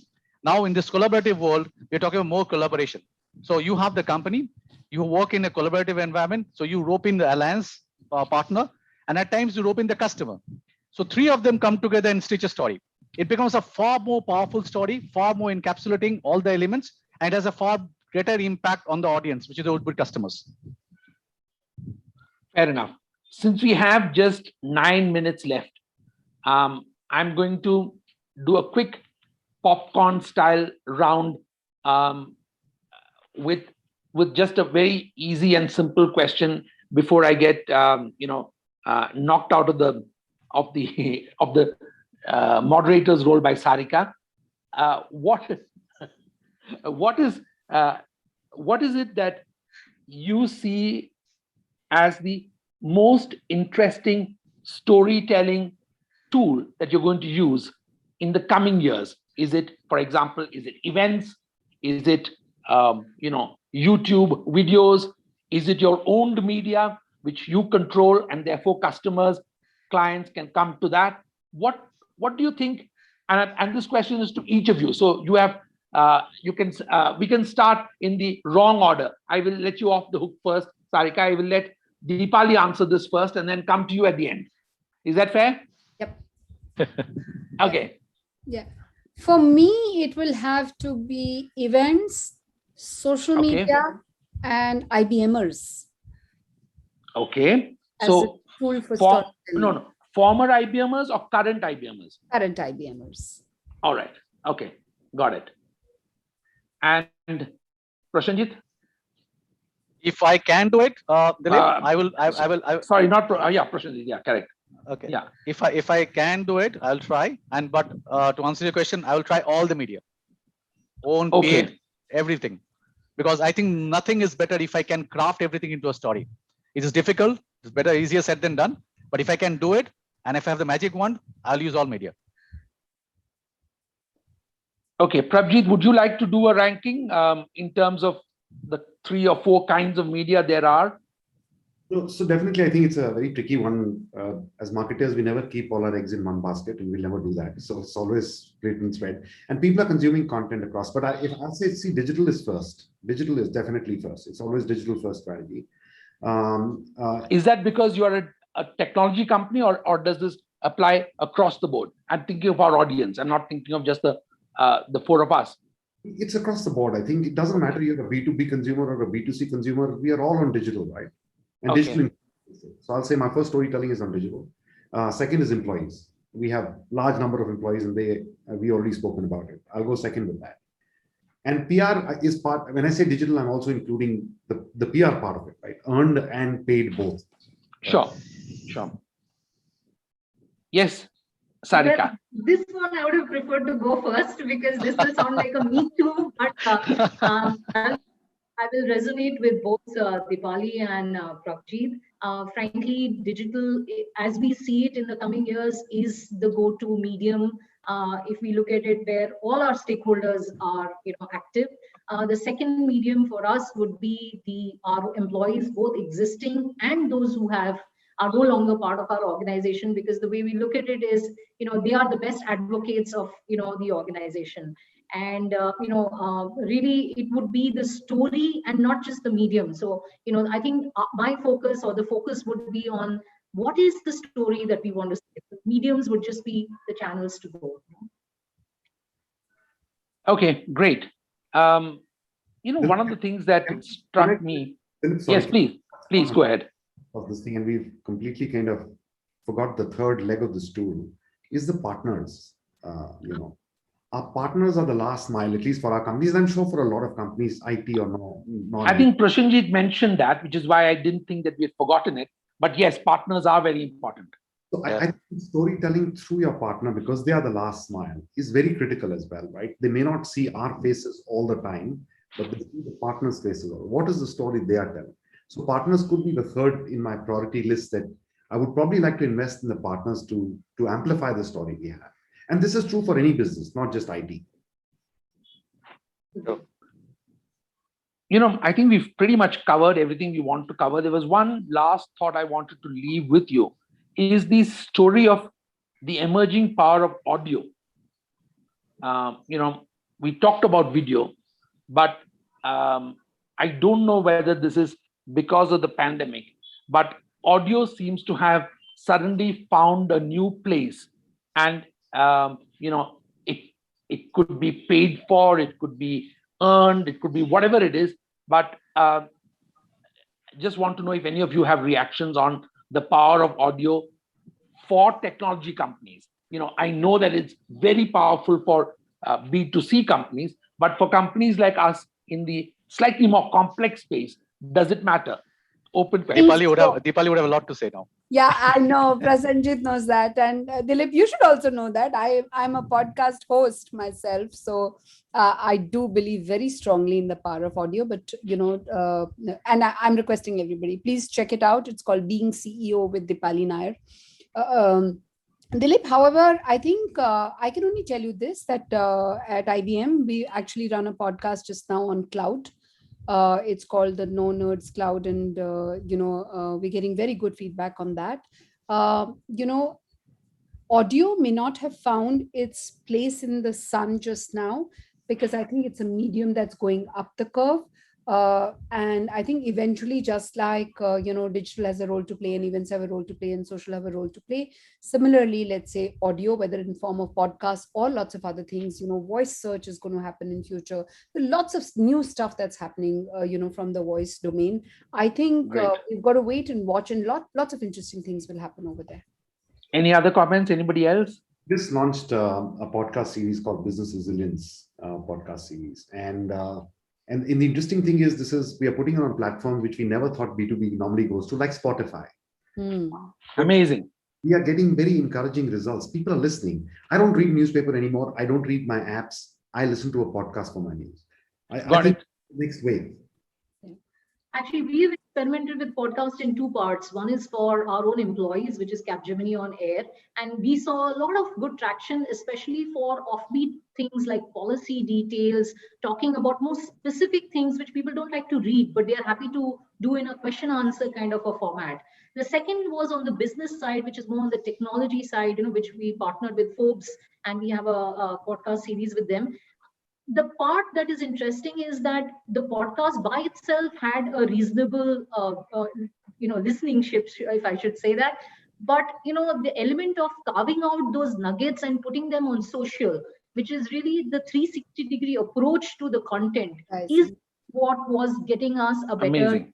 Yeah. So by itself, it is not, it may not still be the leading channel, but when it connects, all the other medium, then we found it very, very helpful and useful. Thank you. And I thought that was useful to bring in at the end, because as somebody who's a slave now to a new app called Clubhouse, which wastes a large part of my spare time, I've actually given up watching Netflix as a result of Clubhouse. Being on Clubhouse. So I find that I'm glad that all of you are agreeing with me. And thank you. I'm going to stop here because I usually have this small advantage of a reputation to keep, which is that I stick to the time frame. But Dilip, I have a question for you. Oh my God. Yes. Yes.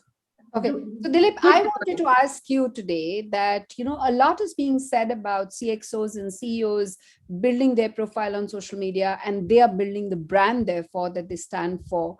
I wanted to know your opinion, good, bad, ugly, who's doing a good job, how to do a good job on this, and, what is the responsibility that CXOs have for building their brand on social media to build the company brand? My sense is that, and I, as somebody who advises about 250 companies on a treadmill, I would say that CXOs have traditionally avoided the burden of actually playing their role in marketing. And I think as CMOs, we need to drag more of them in for two reasons, and two just simple reasons. One, the public wants to hear from others. They don't actually want to hear so much from a CMO as they want to hear from a CTO or from a CFO, whatever. Okay, so we have to drag them in. And the second reason is that some of them are reluctant because they've not been trained, and it is our job to help them, actually enunciate the parts of the brand which they are custodians of. So I think we should not tire ourselves or sort of bow ourselves to performing all the roles as CMOs or as PROs or whatever it is. We need to make sure that they pull their weight, and if we don't, the organization is lopsided. That's my take. Thank you very much, all of you, for being so responsive, for being also great fun to be with. Thank you, and I look forward to catching up with you either in person or virtually again. Absolutely. Precious mind. Thank you. Thank you very much.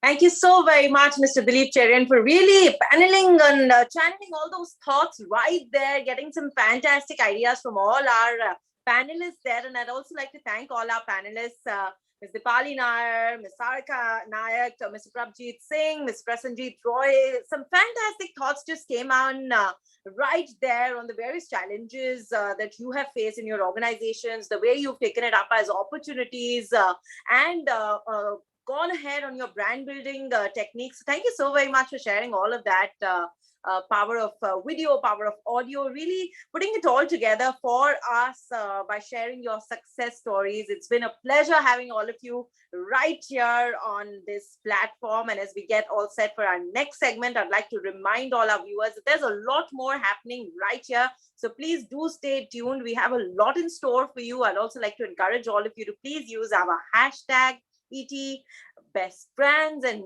do tag us, share what you think about our various session speakers, everything that touches your heart and soul, as we get all set for our next panel discussion on evaluating brand services versus brand image in just a bit. So please do stay tuned in.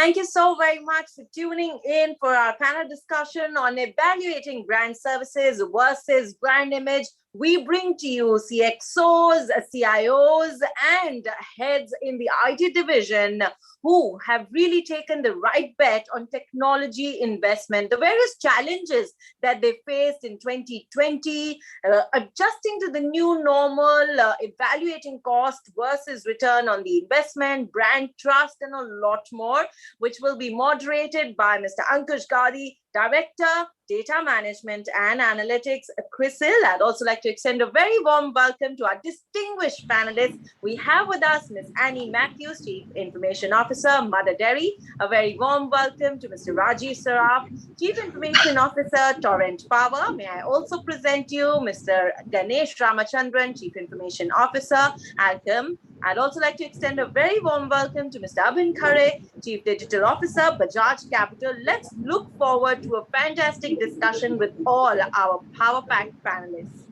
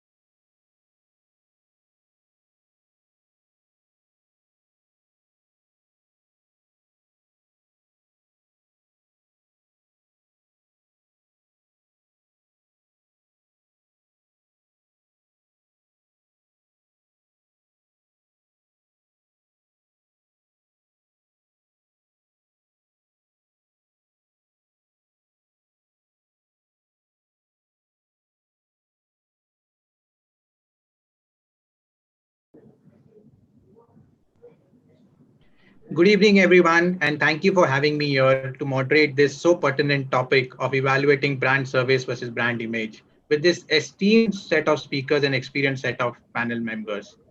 While 2020 for us has been unprecedented in many ways, what it also did was it accelerated the entire technology and digitization agenda in a big way. And the CTOs, CIOs, and CDOs are in many ways the unsung heroes of 2020. In the recent study of Gartner, as you would have come across, 91% of the companies in the organization have some kind of a digital agenda in their lineup. But what is surprising is only 40% could make some significant progress. And this is a survey across many, many companies in the world. I'm sure each one of us had to make a decision about the brands, the offerings and the services and the ROI of various projects. But before we get there, I think what I would like to get the opening remarks from each one of you is, how have you made sure that your customer or your internal stakeholders are aligned to the technology agenda? And how does your revamped 2020 or 2021 strategy looks like? Let's go first with Annie with your opening comments on this part. Good evening, everyone. The COVID crisis has been the kickstarter to the digital ecosystem. I think what COVID has done has literally speeded up the digital journey from where an era where digital was the exception just about a year ago, when digital was the exception. Today, digital has become the norm. Naturally, our strategies have also had to change accordingly. And that has meant that we have had to remap what we do in a big way.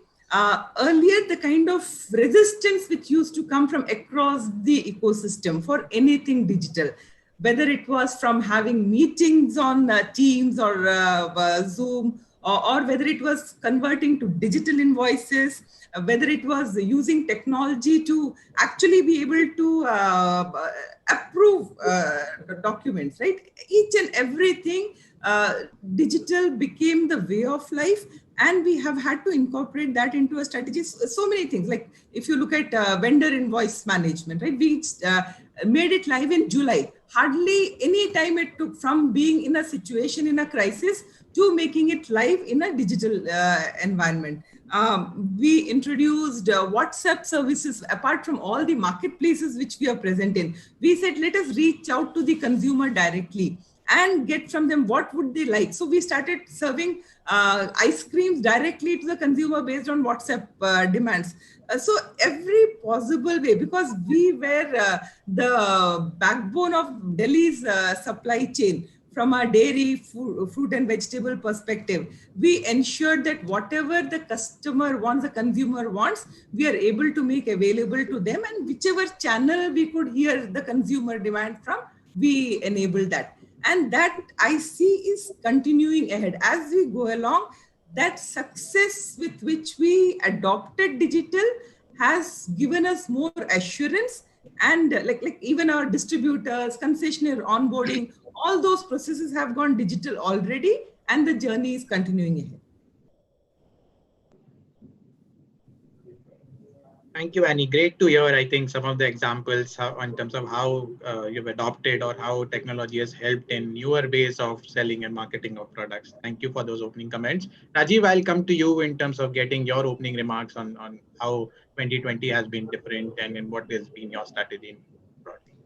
Actually, 2020 was really challenging. And we can just say that it was not different, but it pushed everybody to ensure that they think out of the box and start thinking, how do I enable my business in terms of customer or operations, whatever you call it, because everybody was confined to the lockdown kind of situation. The days are gone where we all were thinking if anything is required, we were required to meet in person. If any project to be implemented, let the team be prepared, team go there, have the kickoff meeting, regular reviews with the customer. All these things has changed. And in fact, this COVID has made us to believe that how India has become global headquarter or remote headquarter for entire global. So now we all are seeing in India also, how do we work in the same direction? And we have implemented multiple projects irrespective of visiting those sites, and that also remotely. Our customer in our business, meter reading is one of the important aspect of consumer billing, and that is the part of the business. You have to do the meter reading, generate a bill, collect the payment. This is the cycle. Every month on month it happens. Everybody goes at every home. When all these things are not available, what you do? So we innovated. We said, okay, let us try to take customer reading. Customer can take a screenshot and send it to us. We try to take analytics, try to interpret what is meter reading, put it connected to the system, and then try to generate a bill. So various type of automation, which earlier we all were not thinking, has come up, because we all believe that innovation comes when there is a necessity, and this has pushed all of us towards thinking out of the box and creating innovation. Annie rightly said that Teams, video collaboration, video vendor invoice management, everything. If you try to push vendor invoice management, everybody first will start and tell, oh, vendor invoice are not standardized. How do I do it? Every vendor has their own ways and means of raising the invoice. How do we do it?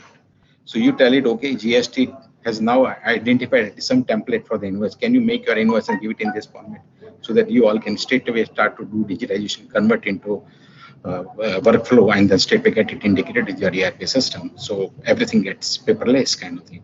So rightly told by Annie and rightly said by you all, innovation has come out of this COVID crisis. And this has made everybody to start thinking, particularly our business users started demanding why I cannot get it, because they also are seeing and experiencing various digital experiences, be it mobile, be it banking, be it your home delivery, be it your big basket, all the stuff, milk delivery. Every day at 7 o'clock, the guy comes and delivers milk at your house. So they all are experiencing in the same thing. They are saying, okay, let us leverage the same thing. Let us have the same experience, similar experience to our customer. So digital experiences, people getting experience, their family member telling we are getting this experience, how we are not doing in your company. So automatically the push is coming. So gone are the days where you have to go convince to the business user and tell him, let us implement this, and then tell him the benefits. All this thing has gone. Everybody says, oh, I am with you. Let us go and do it. So that's the spirit now. Thanks. I think that should be enough. Yeah, no, great, Rajiv. I think very, very pertinent examples in terms of how digitization has accelerated, I think, some of the assumptions that you laid out. We'll turn it over to Mr. Ganesh for his opening comments and views on this. Thank you so much, Ankush, and great to be part of a nice, eminent panel like this. And, I'd like to start on a lighter note. I mean, on a Friday evening, sitting like this and having a conversation, I don't think pre-COVID I would be sitting doing that. Yeah, Friday evenings are meant for better things. I'm sure all of us probably have been doing that. But on a more serious note, I couldn't agree more with what Annie and Rajiv pointed out. Yes, there has been a lot more collaboration. Yes, there's been a lot more innovation. But if I were to look at things like what the pharma industry has been going through, and I think we represent different industries. Each of the industries are at different stages of maturity, and each player in the industry as well is in different parts of the digital adoption curve. If you were to look at what has happened majorly from a technology perspective, I think technology has now started being seen as a key to really getting a solution. It's not that it wasn't there earlier, but I think it has got a lot more highlighted now, and people realize it, like Rajiv was rightly pointing. I think that the problem solving has become a lot more collaborative, and I believe that the lines between functional and technology have just blurred. So you no longer can say that I would look at it from a tech perspective. You equally need to have a functional perspective. That's your kind of thing, because you are problem solving and the requirements are changing rapidly. So if you take examples of what happened during pandemic, when you had lockdowns, people could not go. If I take my industry, for example, which is a very, very physical, face-to-face led industry. We take us as patients, we'd like to see a doctor face-to-face, but you really couldn't do that in the lockdown period. And that worked right across the value chain, because people believe in meeting the doctors face-to-face. We like to meet our suppliers face-to-face, go and collect the orders from the stores. All of this completely went out. And technology was the one who was looked at for saying, I think what also came across was a lot more appreciation around many things which technology leaders have been looking at and trying to get into the business well, whether it be cybersecurity, whether it be areas on what we are seeing on taking on new kinds of things that you could look at and doing a lot more pilots and rapidly scaling them up. I think all of these, we have seen massive amount of things that have come through. And the biggest part that I would really think, which has really come in, is saying that how do you take on newer parts of technology with the business objective really being the key and working more collaboratively. To me, that has been the biggest change that I would see from my organization and my industry perspective, and where I really believe that things will change. Leave it at that for the start. And happy to come back to any of those and talk about some of the innovations that we rolled out. We did launch platforms to help doctors with their people. Happy to get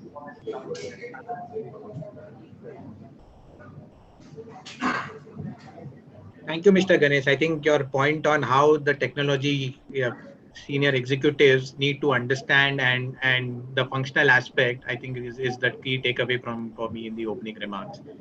Coming to Abhin, I think you come across from a BFSI segment or a sector where technology adoption has always been like they've been the front runners in that space.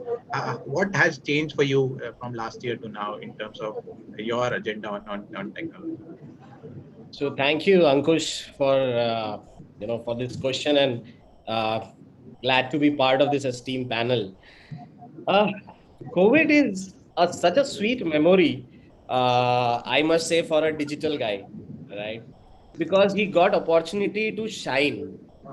And see, we live in a world of attention. If you go back 20 years, 30 years, two TV channels, DD1 and DD2 probably, and everybody, millions of people watching that one episode, the TV industrial complex. Moving to today, when you have 700 plus channels and the unlimited options in OTT, so attention has become scarce, right? in this time, what happened because of COVID, because people were confined to home, the only place they could find enormous amount of entertainment or place to be busy was internet, right? There were always people looking at technology. So let us not say just technology. Understand that the change has happened to the customer, and where we have been able to win, at Bajaj Capital, having a 56-year-old legacy, is we have been able to bring customer at the center of everything. In fact, what Annie was saying, or what Mr. Ganesh was saying, was they have brought customer. What digital did, what this pandemic did, was allowed digital to bring customer viewpoint to the boardroom, right? Otherwise, the customer was just a phantom out there who was considered as one of the line item in the boardroom. What happened today was, in this whole pandemic, everything started with the customer, how this experience is, because he is coming to my social channel and asking me, can you give me my policy? He is asking me, can you tell me where should I invest? He is asking me, are you available on WhatsApp? My preferred medium. So one that I see has happened tremendously beautifully well is people who have really taken the Darwin rule and adopted to change. The companies which have put the customer at the center, and not just on the verbal terms, but on real term. That is one. Second thing that I see that happened, and we actually could do, is we divided India into 4 Bharat, 4 India. So there is an Alpha India, which is the Raspberry, the Fab India, the Starbucks of the world, right? In the tier 1 city, but also in tier 2 or towns, but they are premium, right? Then the India and Bharat 1 and Bharat 2. Because of this geo effect, the Bharat 2 demand of asking for a COVID policy was tremendous. In fact, we were among the first people who brought in COVID policy, and we actually sold good numbers. We did business because we could marry the need of the customer and deliver it on a digital medium where customer was reaching out to us. So what I see is it's a tremendous tipping point. Like we say, there are decades when nothing happens, and there are months when decade happened. This was like a century happening in a year. That's what I think. The whole TV industrial complex is dead, and we are seeing an amalgamation where digital, IT, technology, and customer are coming together and saying to the business, hey, deliver me or I am going to your competitor, and do it now. So that's, I see, is the change which has happened. Great perspective, Abhin. I think very lightly put. Lot of change in the year 2020. I think absolutely correct.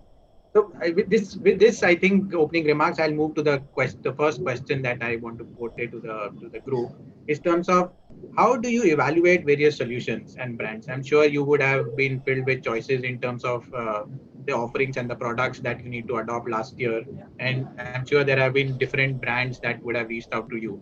How critical? What are the different ways, if I can ask you, evaluate a brand, and how does the brand image play a role in while you are evaluating something like this?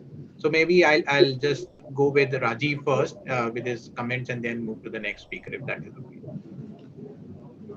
See, for evaluation of any product, brand is a very important aspect or important parameter. But apart from brand, we also need to look at the partner who is going to provide a solution, because brand most of the time directly doesn't sell. They have the SI, system integrators, and how good is a system integrator, what experience he brings on the platter, how good support network he has, whether he's available whenever support is required, or he always look at the paper and say, okay, this is covered in my scope of work, this is not covered in my scope of work.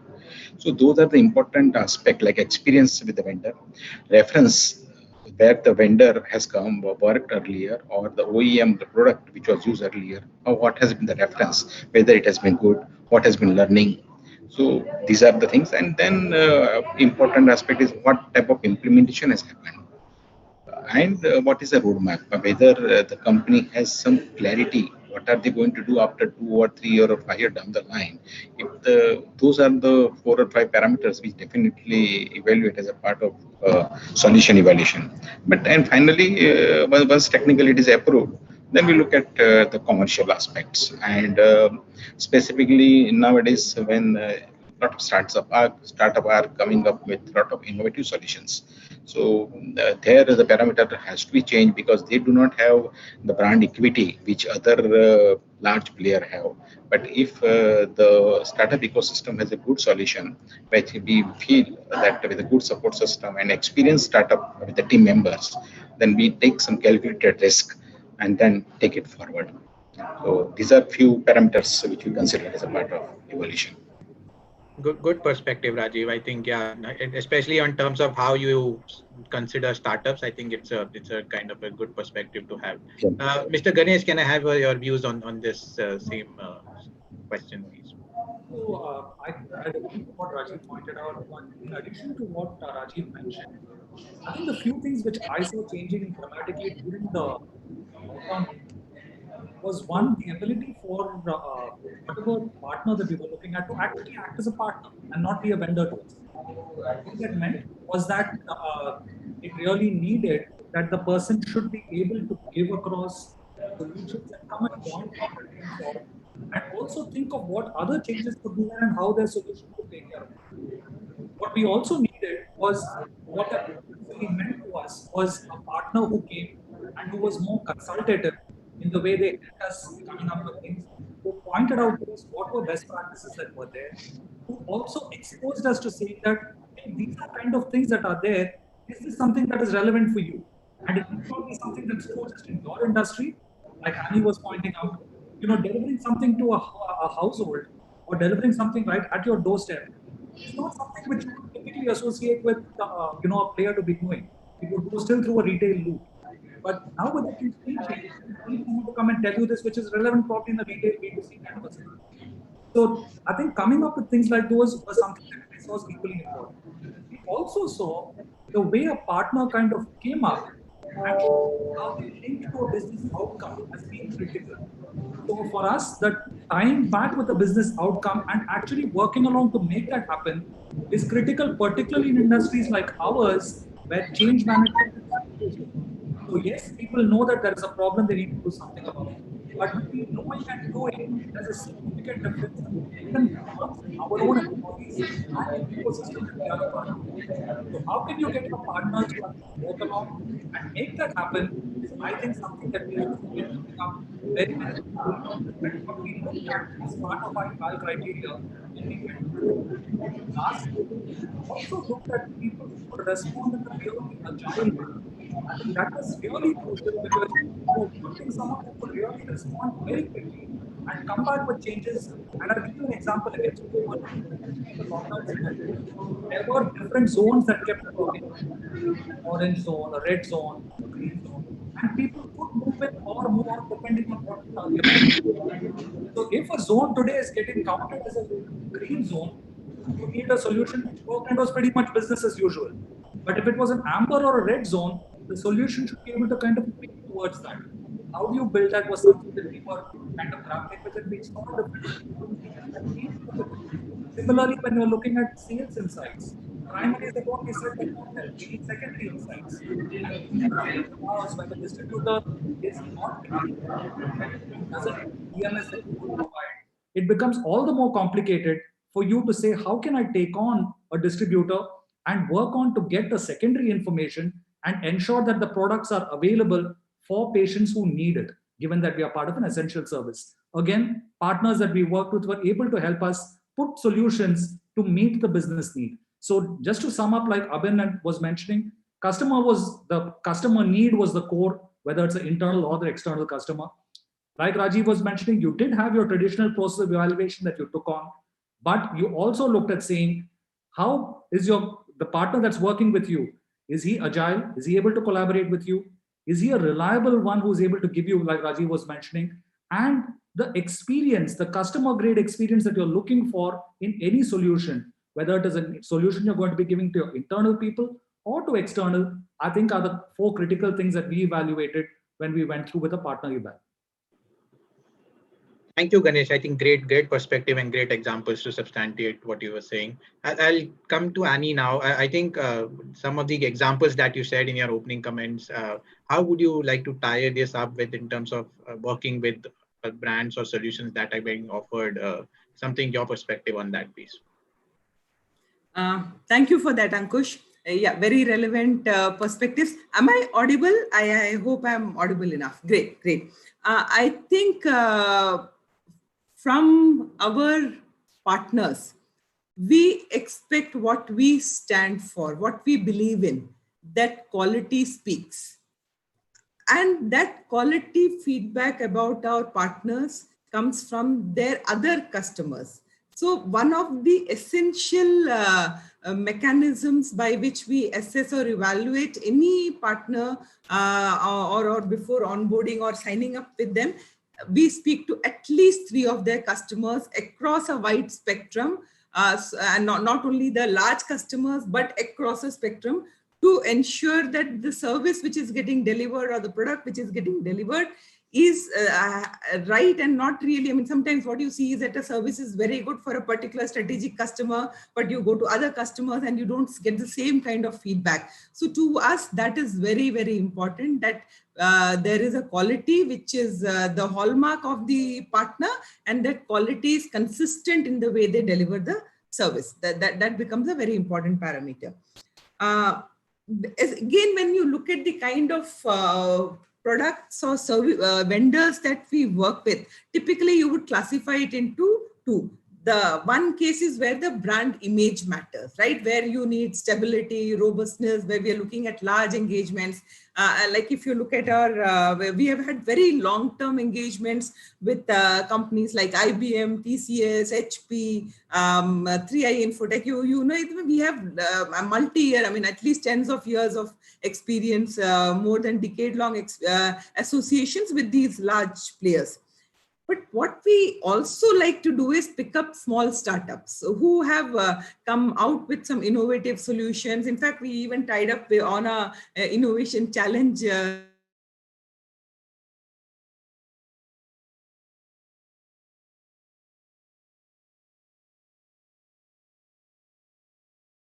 startup ecosystem brings is unmatched, and the flexibility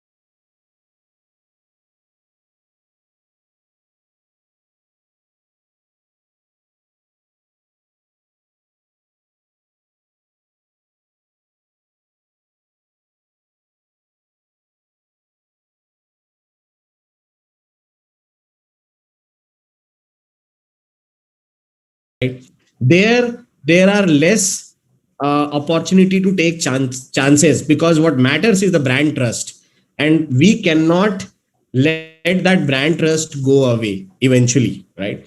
So there we went with the partners where we trusted, and they have a delivery backstory. They have a history of delivering things consistently. One thing we discovered is it is not just the brand, but the people behind the brand which really mattered. And we actually tracked what Annie said. We actually have a rule ourselves that we will talk to minimum 3 customers who have used that service prior, whether they are competitor or whoever it is, and we will get a third party to do that and submit us a response. So it is not that I as a CDO is doing that analysis and bringing in my set of bias. So we had IBM as our partner, and we asked IBM that, listen, your job is that these are crucial partners, crucial decision for us. Please do the interview, record it. And we could do it because it was Zoom, right? Again, the technology helped there. And we said, record it, we want to note. And we actually went through each of those recording and noted our own point and submitted. It took us an extra 1 week, but our decisions were right for the partners. That is one. Beautiful that we also did is when we got to cost saving, we realized there is another factor, and it's a big litmus test, which is hunger. Startups are hungry to associate with bigger brands, right? But startups are at a different zone. What my experience came, and we came at, it's tough to associate with a 0 to 1 startup at an early stage, because if they make a mistake, they will say sorry, but I can't say sorry because my brand goes for a toss on social media, right? And all my effort then goes to maintain that social media problem, right? So startups, which we have through a Peter Thiel theory of 0 to 1, 1 to 100, 100 to 1000, we realize that if we want to really save cost, let us get into a 1 to 100 kind of startup, which are also B2B facing, because if there is some problem in a B2B side, I can still manage it. I can still talk to the vendor. So we actually implemented a HR solution within the company, moved around from a big brand, got with a startup. And in fact, we saved huge cost, and we actually documented everything. The most critical thing that happened in this pandemic was documentation happened. It was such a joy to do as a digital person that, the value of a leader is when he is not there. So most of our job is when we will not be there in the system, or when we are not day to day taking care of it. Is there a documentation out there? And with the agile philosophy, maintaining this document end up being a Jira story, right? I may sound very technical here, but for me, it is very important that am I going micro and seeing that everything is properly documented and we know what exactly are we doing. So the litmus test happened for us was, are we able to document? Does the vendor has the hunger to deliver for me? Because a lot of the startup came saying, sir, we will be very happy to put your brand name on our website, right? But will my partner will look at it? And as Ganesh said, it is so very right. We stopped calling them vendors. We really had to tell, it's an honor that you have decided to give your time in this pandemic, because nobody knew when it is going to get over, right? So it's that respect that you have to bring into people who are bringing in and ready to change and bring that change into you. One more last point that we did. So one was checking it. Another was testing whether they have a history, knowing which projects are crucial. And finally, whether they are hungry or not. The last point that happened was a cost benefit analysis and when I am going to get the money out of it. As a digital guy, a lot of us feel very proud in the ecosystem that I have done the latest technology.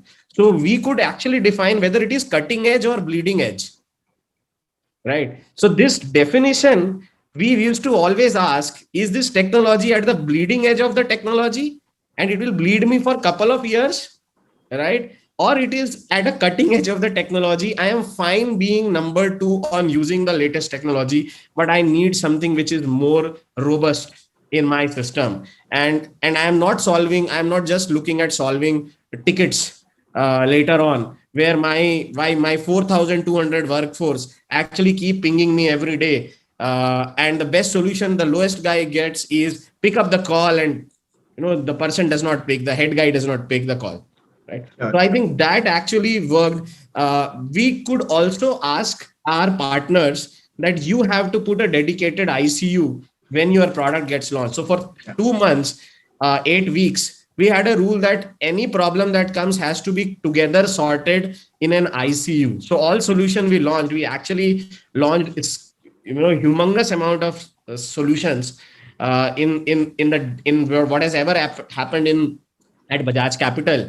But we could do it because we had 8 weeks of ICU. We called it ICU, where any new solution was brought into ICU, and we can use a feedback loop where they can send us feedback right there. So there is a nifty little tool using like a feedback loop, Hotjar. So UX became the central of everything and anything that we wanted to do.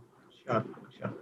A very interesting perspective. I mean, I think clearly something very new and thorough you are doing in terms of evaluating how to go about selection of brands. I think just taking clue from some of your comments, I think being nimble, being digital, being scalable, I think is clearly some of the areas that all of you called out in terms of selecting or working with partners. May it be. I may just add here, Ankush, I would just correct. When we were selecting that time, we were not looking at scalability. First, we were looking at solving the problem. I think that's a mistake that we made earlier and then corrected. Sure. If you start on day one to just scale, you will make a mistake. That's what my learning is, at least in the financial domain. On first week, look at higher NPS, the Net Promoter Score, which will actually end up making customer happy. And then get into a zone where I am seeing how can I scale this solution. First, the NPS before scale actually work with the partner. Yeah, understood. So I just want to have that while all of us know that these things are very important and real, that we have to do all of that. But I think how practically it is challenging or difficult in terms of selecting partners, being agile or if not scalable, but at least having to understand our business, having to understand the requirement clearly. Yes, agile mode is becoming very, very common to work, but just wanted to get a sense, last year, was it any different from what you have been experiencing the previous year, or this year is different? So I'd like to first hear from Annie, and then maybe anybody else can pick it up from there. My experience with agility is that typically if it is everyone's priority, right? If everyone shares the priority, then agility is achieved. The second aspect is if it is a pain point. So if it is whoever's pain point it is, they will do their best to make it a priority and to achieve the timelines, right? Whatever timelines you're setting. So like the example I gave you of the shared services where we set up the vendor invoice solutions, right? Which happened remarkably fast. Nobody wanted to touch documents. Everyone wanted to keep away from documents. They were very happy, very supportive. In a normal situation, if we had said, okay, let's embark this, there would have been 100 reasons why it cannot be done, right? But when people are fully committed to make something happen, the organization becomes amazingly agile. And then all bottlenecks melt away. Very amazing how quickly that transformation happens. So to me, all that a transformation needs is that it is actually addressing a relevant pain point, and that it becomes an equal priority for everyone. So sometimes that priority has to be top driven, right? Because a person, a normal employee or a normal vendor, for instance, can get submerged under too many priorities. Having a mandate that this has to be achieved helps make the prioritization easier. So that's how I would put it in. Absolutely. Get it. Yeah. Anyone, Ganesh or Rajiv, you want to go next? Yeah. Yes, Ganesh. Kind of throw a few more things around it, Ankush, and let me give you a couple of examples of where we actually worked and how it kind of came through.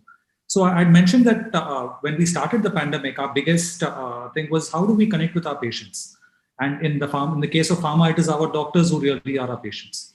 And right across the industry, so if you're familiar with the pharma industry and if you go to any doctor, you would have seen that typically outside the doctor's waiting, outside doctor's clinic, you have a bunch of medical reps who are there trying to meet the doctor. That was the mode of engagement that was there to meet and for business to be taken through. So you typically met the doctor, explained about your product and the brand, and the doctor thought it helped the patient in taking care of their disease. The doctor would write the prescription for the patient. So your demand generation was really that. Now with the pandemic, all this went, right? So you really didn't have any option of that to really go through with the lockdown that was there.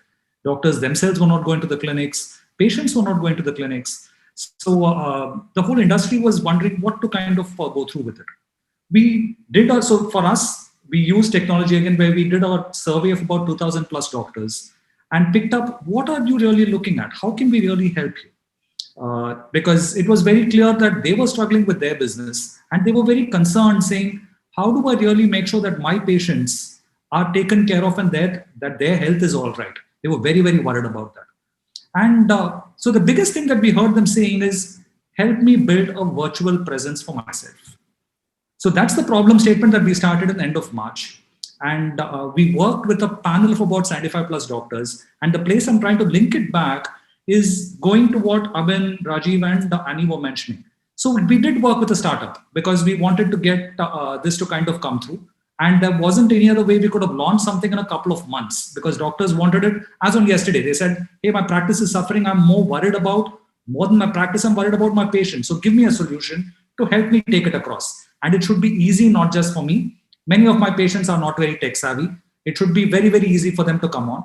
They should be able to make payments. They should be able to schedule appointments. I should be able to send follow-ups to them saying, hey, this is how you take care of your disease. This is how you manage your health better, and so on and so forth. These were the broad requirements that we had when we started out. And what we realized is the startups that we saw didn't have this entire background. We ourselves were learning it. So we worked with a panel of doctors to help get the insights. So we created the solution literally grounds up along with the startup. There were some accelerator elements that were there. And we set it up. We realized that our own entity as well had a challenge because we were a state organization not used to agile practices. So we set it up in our team. I mean, if you take Christensen's, the way in which the innovator dilemma is driven, that's the way we took it. We set it up as a separate subsidiary within our organization. And it was given the complete freedom to run the way it should. And while working with the startup, we really worked closely in a collaborative mode with them, which meant that what we initially thought, there were a lot of changes as we went along the way. The way we thought a feature should look and the way it actually came across, the doctor said, no, this is not what I'm looking at. This is how it needs to be. He explained how it is. We sat along, worked that whole part through. So net, the sum and substance was that we needed to marry a lot of the physical elements and the digital elements. We needed to have, given our country's challenge, we also needed to have strong support mechanisms like call centers in place. You need to be able to link the tickets back together to come back to the tech team almost on an instant basis. So you're able to get the problem to be solved because here it's a matter of someone's life and health. So they were very, very concerned on saying, how do I really take this across and work it through? So we launched in the first beta version, we launched in June with about 75 doctors. June, July went in that. Lot of things that we learned. What looked good while we tested in June end just completely fell apart when we took it to the market in July. Things of the browser combinations, device combinations. There were multiple things which just didn't go the way we were anticipating. August, we relaunched the whole thing and the partner really worked very closely to get this thing to come through. So while, the point that they were making of the partnership and how you need to work with a startup and take it across, we learned a lot along the way as well. And the whole program management that needed to come across to make this to work, I think is something that we learned.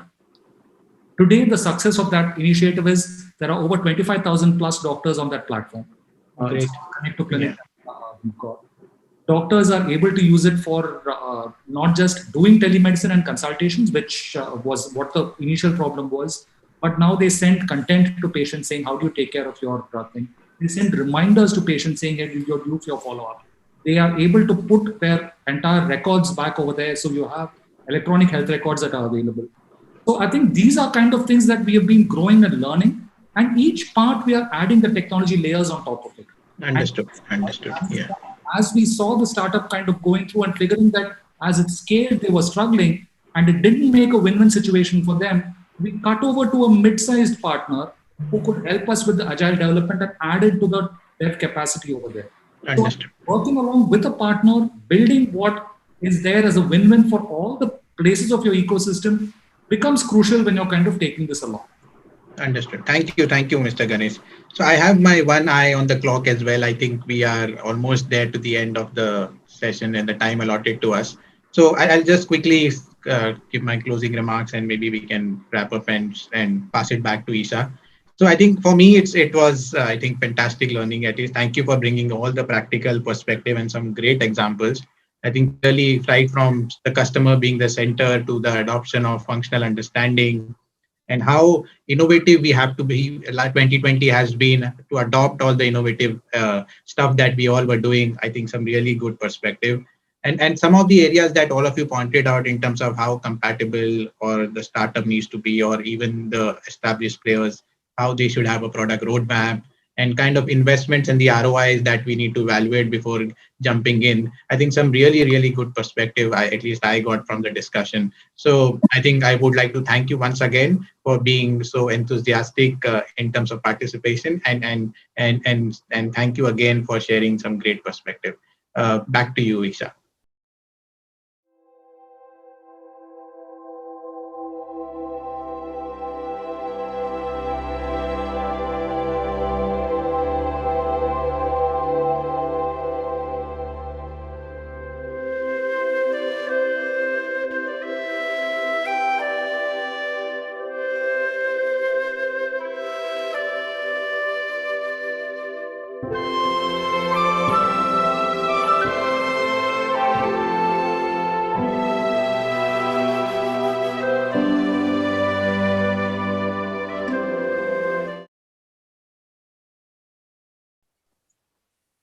Thank you so very much, Mr. Ankush Gadi. You've been an absolutely fantastic moderator, getting so many ideas from our panelists. And let me once again thank Ms. Annie Matthews for her kind presence, Mr. Rajiv Saraf, Mr. Ganesh Ramachandran, Mr. Abhin Khare. It was absolutely fabulous listening to all of you all put down the various points that you and your organizations sort of dealt with during the year that's gone by. It's been very, very challenging times for everybody. And like Ms. Matthew mentioned, that this year really taught us how to be so much more agile, and all these new strategies that we brought about. So the pandemic really did teach us how to embrace the digital life and depend further on technology solutions. So digital transformation has come about in the year that's gone by, and it's only going to take the future by its path. So all that and more. Thank you. I'm sure our viewers had a lot to learn from the experiences that all of you all have shared.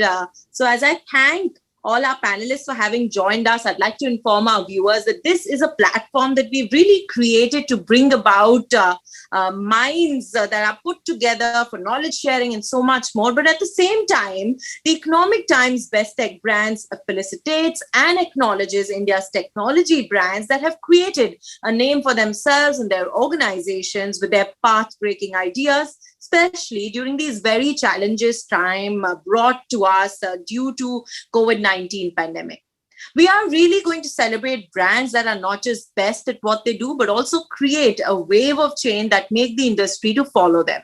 The Economic Times Best Tech Brands Coffee Table is a platform created to recognize and honor these brands that have a notable impact in the sector. It is an initiative to recognize the best hardware, software, service providing companies and aggregators in the country, identified as leaders in B2B and B2C technology space. And it is my absolute privilege as I present to you Ms. Mandira Bedi, actress, fashion designer, television presenter, and influencer, to do the honors and bring to us the Economic Times Best Tech Brands.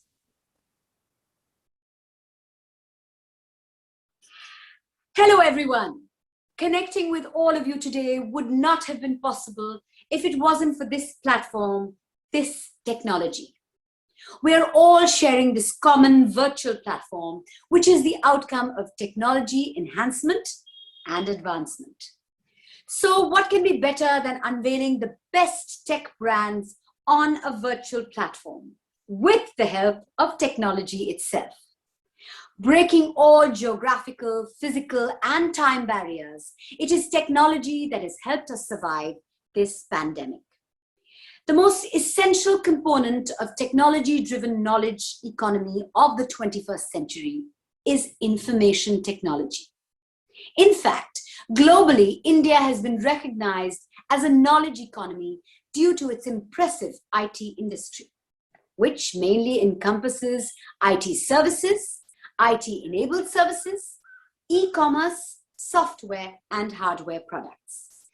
This industry has been instrumental in creating infrastructure to store, process, and exchange information for important business operations and other organizations.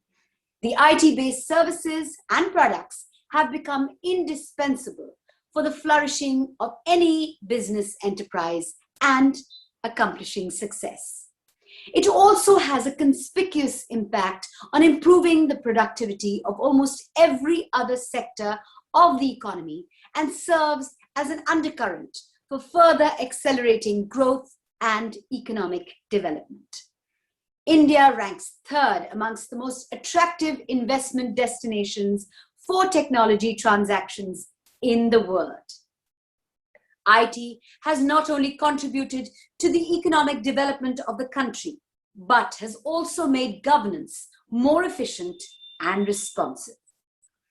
Access to government services and information has also become easier and inexpensive with the help of IT. The Economic Times, along with their research team, has conducted an extensive survey and has shortlisted top brands under the various segments of technology after considering the parameters of innovation, brand value, brand recall, consumer satisfaction, customer service, and quality. The Economic Times now looks to unveil the most comprehensive study of leading brands in the tech industry by launching the Economic Times Best Tech Brands Coffee Table Book 2020-2021.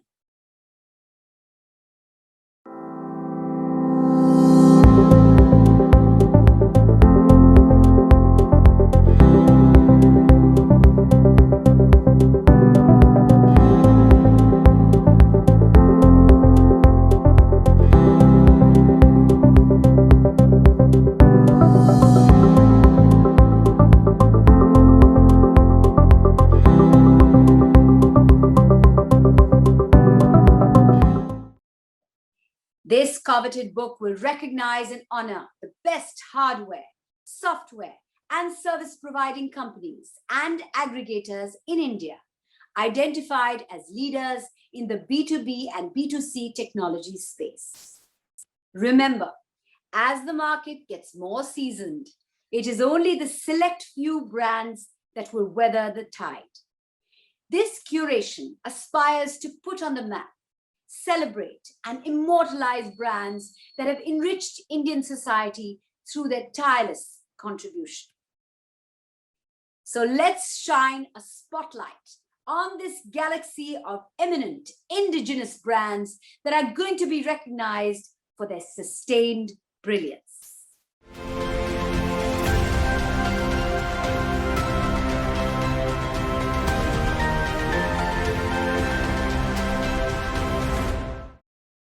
Ladies and gentlemen, our first brand for the evening is One Cloud Hub for offering unparalleled cloud engineering and transformation services.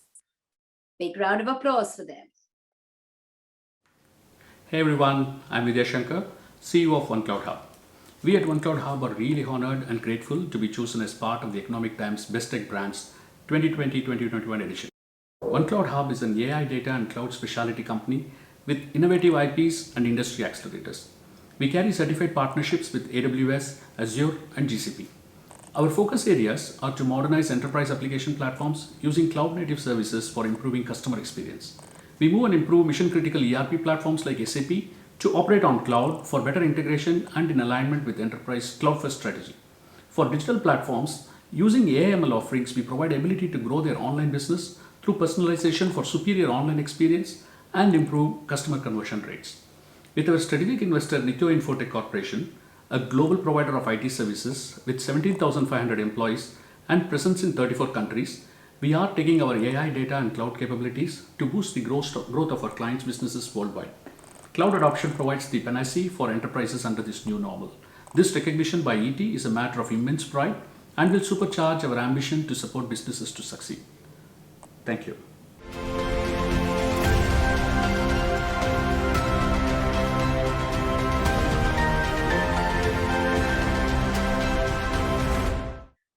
Our next brand is one that is a front runner in enabling e-government in India. Let's give a shout out to ABM Knowledgeware Limited. Hello everyone. I am Prakash Rane, founder and managing director of ABM Knowledgeware Limited. I thank Economic Times for felicitating ABM as the best tech brand 2020-21. ABM operates in the niche of e-government at a pan-India level. We have almost 25% of the municipalities in India and 28% smart cities in India as our customers. We had very tough time in delivering services to the citizens of these municipalities during the COVID-19 times. But thanks to the customers and the dedication of our employees, we could continue the uninterrupted services to these customers. In last 10 years, ABM has achieved almost 10-fold increase in the citizen services that is delivered to multiple ULBs, urban local bodies in India. This felicitation means a lot to us due to the research-based selection done by Economic Times and the value it brings to us or ABM as a brand. Thank you very much. Thanks once again.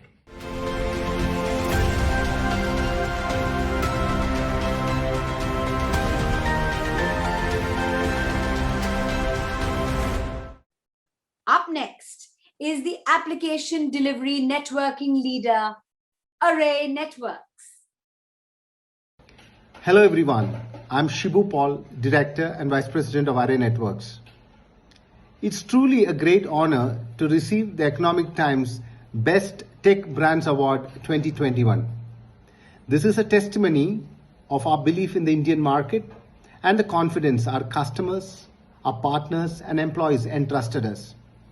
We are glad that ET has recognized our efforts and selecting us for this prestigious award. Our journey has just started, and this award will be an inspiration for us to scale much higher. To my colleagues and to all who believed in us, this award is for you. Thank you.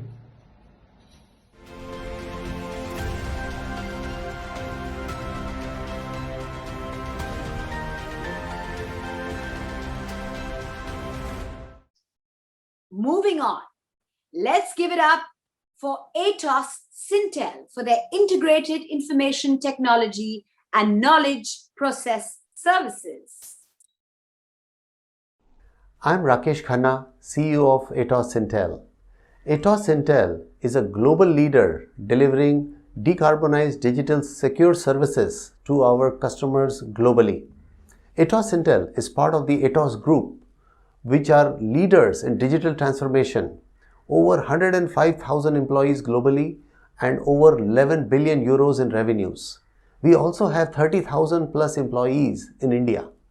Atos is a pioneer in quantum computing, hybrid cloud, and delivering decarbonized, secure digital services and products to our customers globally. We are also the global brand delivering secure IT services to the Tokyo Olympics. I would like to thank Economic Times for ranking us as the top tech brands for the year 2020-2021. We accept this with great humility, and this reinforces our commitment to continue delivering secure, decarbonized digital solutions to make our customers more sustainable and more customer-friendly digital operations. Thank you once again for the recognition.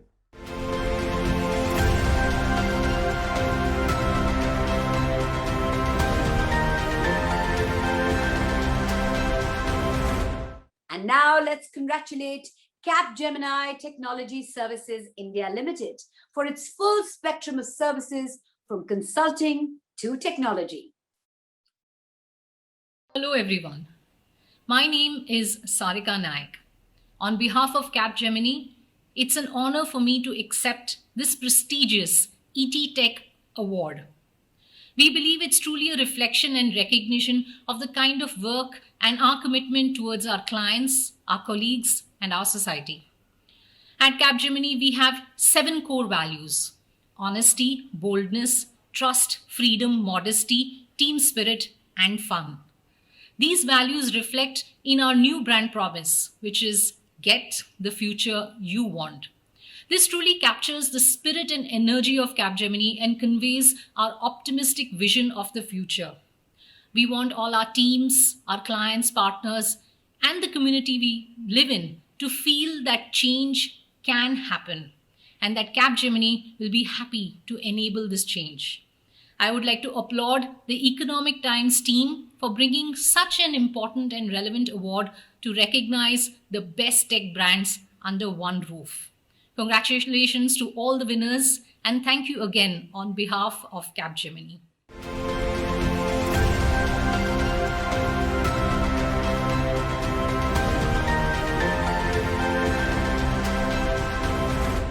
The global cloud managed services provider Cloud4C is up next, known for its digital transformation. Hello, everyone. I'm Rocco, Country Head Canada at Cloud4C. It is truly an honor to have been chosen as Best Brand by Economic Times. We are delighted that they chose us based on comprehensive services we offer to our clients to foster their digital transformation efforts. This award is a testimony for the values that Cloud4C has stood for over the years that has made us the chosen partner for 4,000 plus enterprises across the world, including 60 of Fortune 500 companies. Customer obsession, quality, and optimization have been the core of our DNA, and automation is helping us to take it to the next level. Today, this has made us an application-focused world's largest managed services player in high-growth economies. To all the customers, partners, and employees who are an integral part of our success always, this award is for you. Thank you.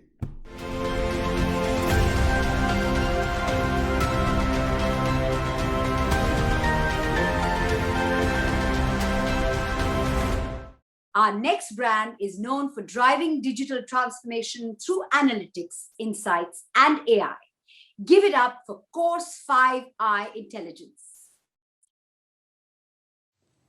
Hello, my name is Ashwin Mittal, and I am the CEO of Course 5 Intelligence. It is indeed a privilege and humbling to be recognized by the Economic Times as one of the best tech brands.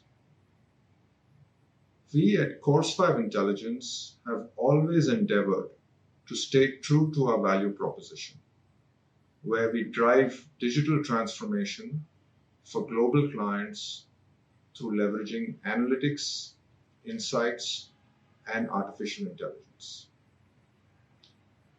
No doubt, the COVID crisis has brought a lot of change to the world of business, but it has only enhanced the relevance of our value proposition and the criticality of making business decisions based on data, analytics, insights, and using technologies like AI.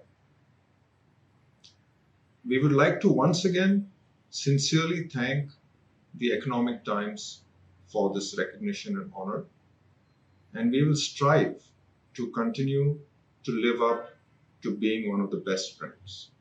Thank you.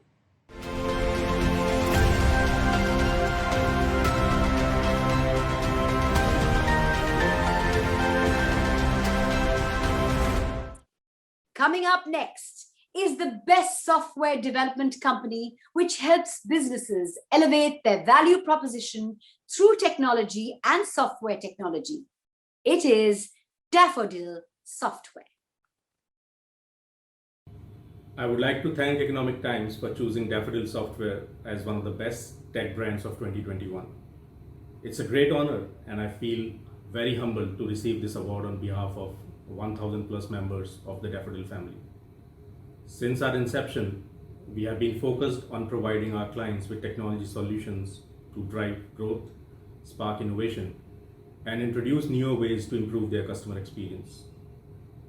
Today, Daffodil Software is one of the most preferred technology partners to 100 plus organizations across the globe. With innovation, tech agility, and process orientation deeply rooted into our culture, we have been helping businesses elevate their business proposition through technology. This award is a testimony to the passion and brilliance of all past and present Daffodilians who have always tried to apply technology to solve real-world business problems of our clients. Thank you.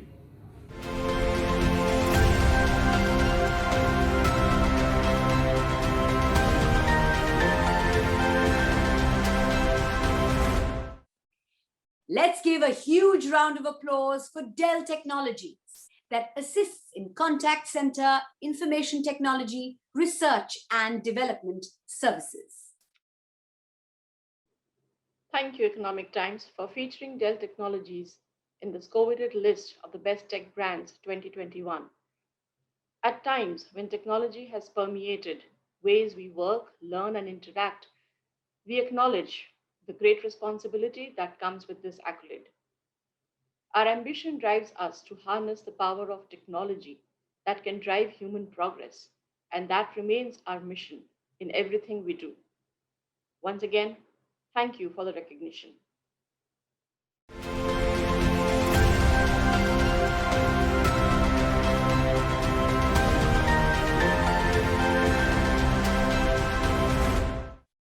Our next brand is one that is capable of automated cognitive decision-making. Ladies and gentlemen, it's Engagely AI. Hello everyone, I'm Rohit Mathur, the founder of Engagely.ai. It's an honor to be recognized as one of the best tech brands of 2021 by Economic Times. It is a testimony of innovation and disruption we are trying to bring in the area of customer engagement. I want to thank our clients and investors for believing in us, and want to dedicate the award to our team, which has tirelessly worked to be at the cutting edge of the spectrum. This award is very motivating for all of us who are striving hard to be a global innovator in the customer engagement space. Thanks so much, Itu.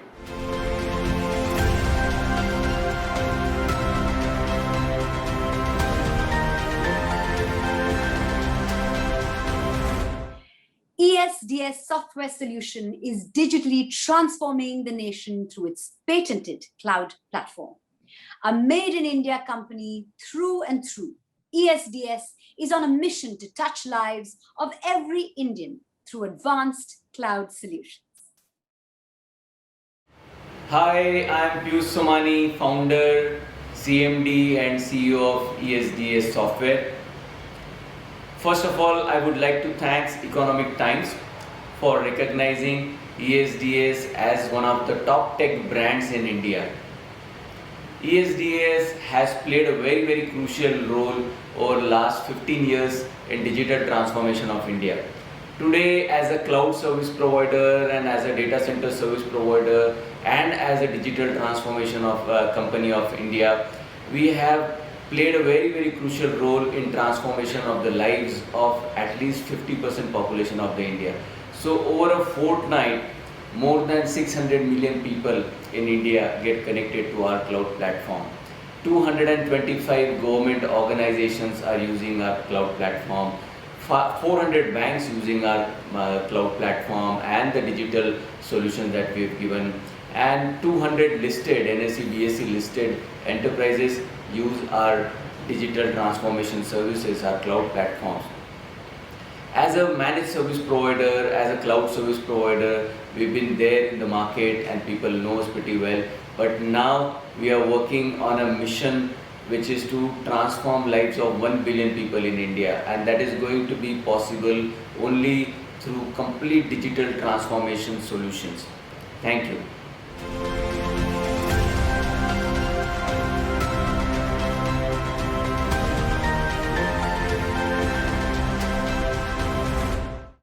For those of you looking for cutting-edge yet simple-to-use software products for managing sales and distribution and service networks, Exelon Software, our next brand, may be just for you. The Exelon team is very excited to have been selected by ET as the best tech brand.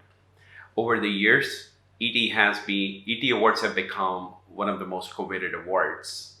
During COVID-19 pandemic, Exelon played a pivotal role in helping its OEM customers digitize their operations so that they could continue to operate on a non-contact and virtual business model. And for nearly 20 years, Exelon's mission-critical software has helped OEMs manage their sales, distribution, inventory, and service functions. Whether they need a bird's eye view or understand and manage the minutest detail of their global operations. In recent years, our digital marketing, e-commerce, and lead management products have helped OEMs achieve greater customer outreach, while our suite of mobile applications is helping OEMs and their dealers achieve field force and service automation. This recognition by ET is certainly a testimonial to a significant contribution made by our innovative teams. And on their behalf, I'm very pleased to accept this award. Thank you.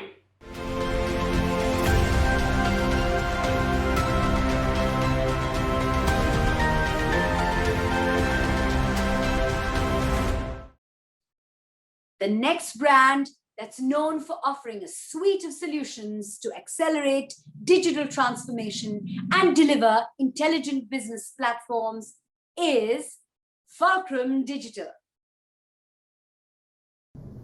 Hello, my name is Rajesh Sinha. I'm a founder and chairman of Fulcrum Digital Inc. I want to take this opportunity and thank Economic Times family for recognizing Fulcrum Digital as Best Tech Brands of 2021. Thank you, ET. We have been on the journey of introducing new digital platform to customers and making their consumers' lives easier. We have been working with banks, financial institutions, insurance companies, manufacturing, universities, and food industries, and introducing digital engineering and platform services and making lives better. We have launched our own product, Fulcrum One, which reduces overall software development lifecycle by 30 to 50% of time. This pandemic has taught all of us that digital engineering is needed more than ever. So I urge all of you to join hands with me and let's make the world a better place to live and work. Thank you, ET, once again recognizing Fulcrum.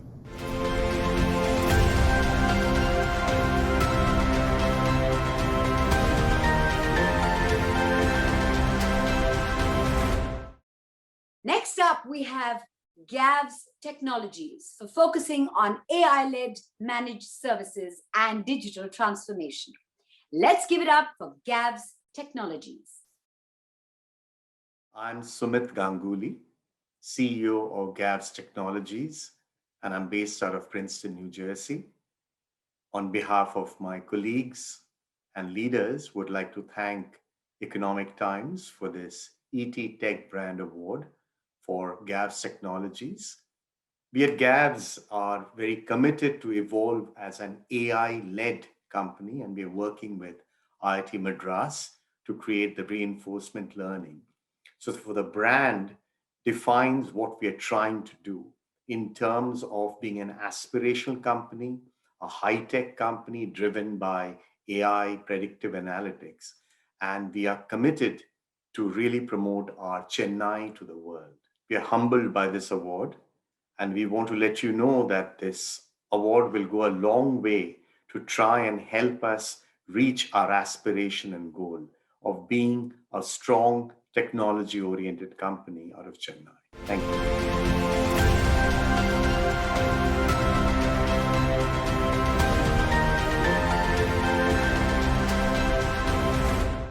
Ladies and gentlemen, up next is IDBI Intech. This has been set up by IDBI Bank to tap the IT services related opportunities arising in the BFSI sector. Hi, this is Surijit Roy, MD and CEO of IDBI Intech. I sincerely thank Economic Times and the jury for choosing IDB and Tech as one of the best tech brands of 2021. I'm extremely delighted and honored to receive this prestigious recognition on behalf of my organization. IDB and Tech is a next-gen technology company led by vibrant, energetic millennials with innovative mindset. It is our human capital which has been doing things differently to win customer confidence. Making the customer win is our brand identity. I sincerely compliment my team for their passion and commitment in building IDB and Tech into a trustworthy brand. This award from Economic Times endorses our core value of enhancing customer delight by integrating disruptive technologies. Thank you.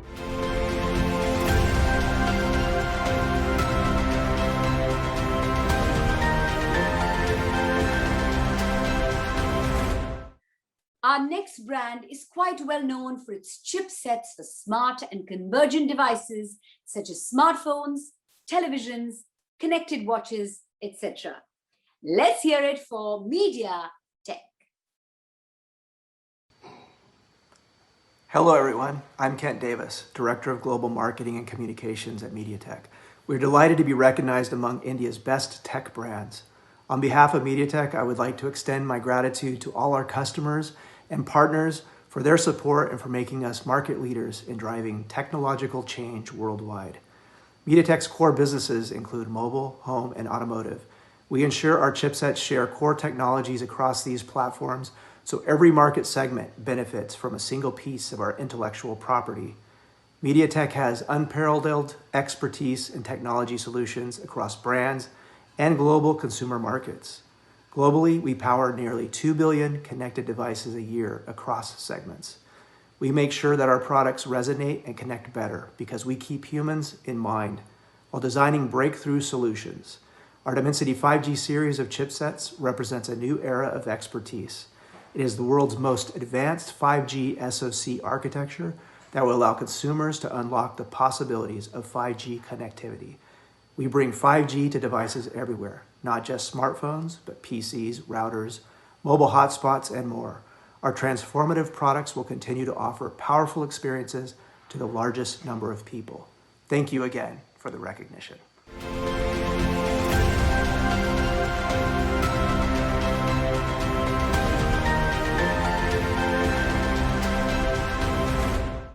Providing infrastructure, technology, and applications outsourcing services, Mphasis is our next big brand. Good evening, ladies and gentlemen. On behalf of Mphasis, I'd like to thank all of you for having recognized us as one of the best tech brands for 2021 in the category Most Accelerated Digital Transformation. We at Mphasis pride ourselves in bringing the applied tech mindset and helping our enterprise clients apply the digital transformation pivot as they look to stay relevant to their end consumers. So this award really means a lot to us, our teams, and most importantly, our clients. Thank you very much, and we look forward to staying extremely focused on our mission here.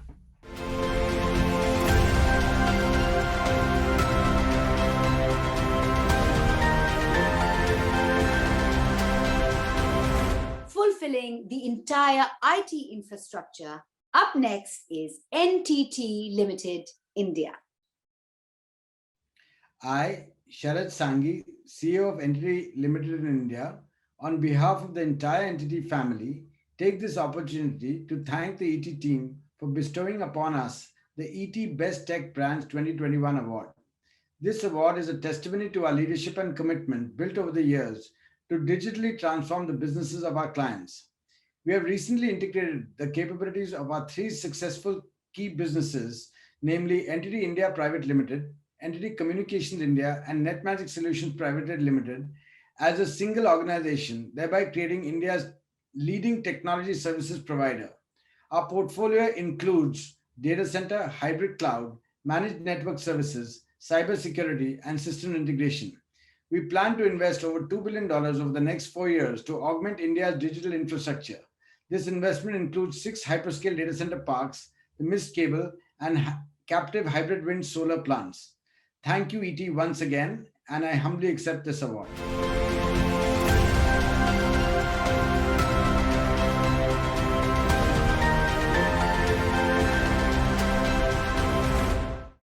And now, ladies and gentlemen, let's give it up for Publicis Sapient, the digital business transformation company. Hi, I'm Sanjay Menon, the Managing Director for Publicis Sapient India. I'd like to thank Economic Times for this great recognition of us as a best tech brand. This is true endorsement of the impact that we are creating. As a company, we were born digital, and today our purpose is more relevant than ever. Our purpose is to help people thrive in the brave pursuit of next. And this means that we help businesses reimagine their future in this disrupted world to not only survive but actually thrive.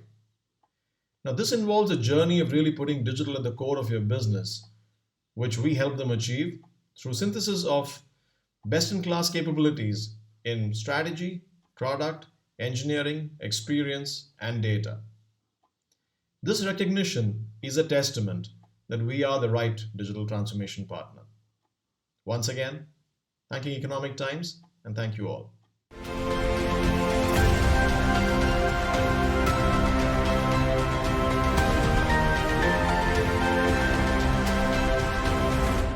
To help you create reports and get business insights faster than ever, let's give a huge shout out to Click.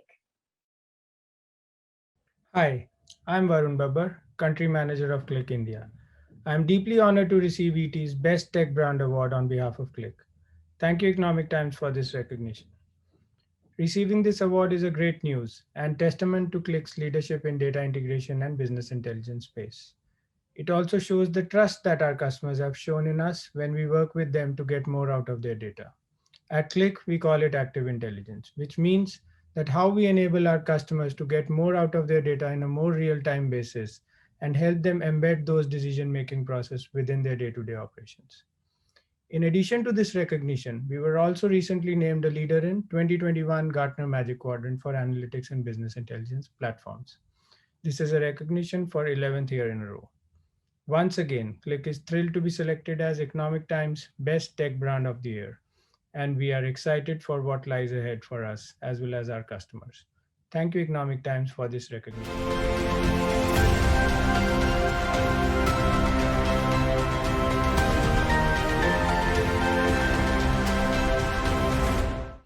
QTech Systems, a Quest company, is the next brand known for its services such as CLM, cloud implementation, robotic process automation, and digital transformation.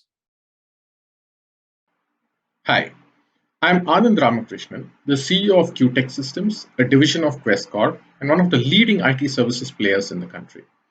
At the outset, I wish to thank Economic Times for identifying QTech Systems as one of the best tech brands in India. We are truly honored to receive this recognition. The traditional IT services domain in India is still highly people dependent. It worked when technology challenges were straightforward with dependency on a few OEMs. Today's managed services landscape has changed significantly with the onset of cloud, multi-device environment, cybersecurity challenges, work from home, and so on. Today's support cannot be people-based. And to top it all, no two organizations are the same. And this is exactly where QTech Systems comes in. We adopt a digital approach to delivering all our services. We have robust practices across cloud, RPA, cybersecurity, and digital development, in addition to traditional managed services. And we use all of these capabilities to deliver our services. Digital is not just in our front-end delivery, but also in our back-end operations. This provides a significant amount of transparency to our customers, and hence we truly become partners to them. As we continue our journey of growth, such recognition from opinion makers like Economic Times gives us the motivation to achieve even greater heights. Thank you.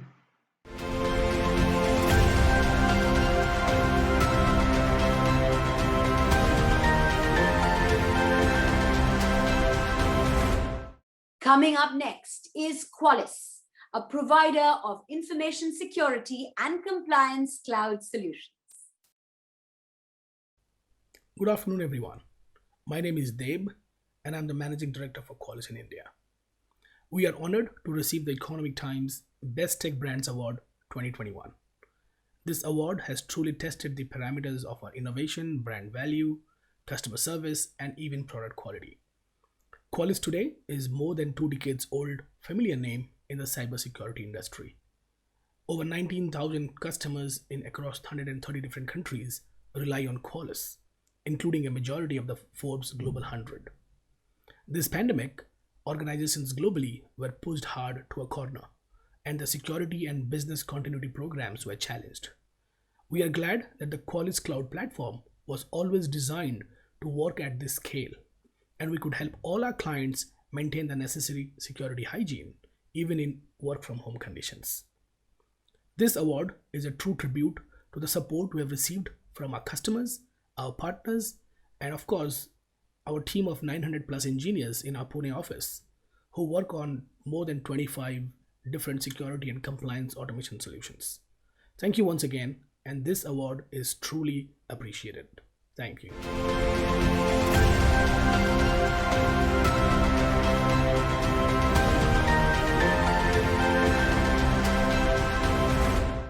When it comes to developing high-quality tech-based solutions, it's always Seshasai, our next brand, which is one of the frontrunners. Good evening. I'm Bosco Mascarenas, heading business development at Seshasai. It is truly an honor to feature in the Economic Times Best Tech Brands for 2021 and to receive this award for the best tech brand in the BFSI sector. This award is a testimony of the vision to become the most preferred technology solutions provider to all our customers. We at Seshasai have been working to achieve this vision since 1993. This award encourages us to continue our work of empowering our customers' transaction, communication, digitization, and compliance needs with integrity and data security as our core foundation. We endeavor to continue our innovation journey and overcome challenges that our customers encounter with technology initiatives and solutions. I am humbled that the Economic Times has recognized the work we have been doing. This award is an added inspiration to the team to continue innovating and keep our customers ahead of their times. I would like to thank our customers and the team at Seshasai who have been the drivers of our success story. And I would like to dedicate this award to you all.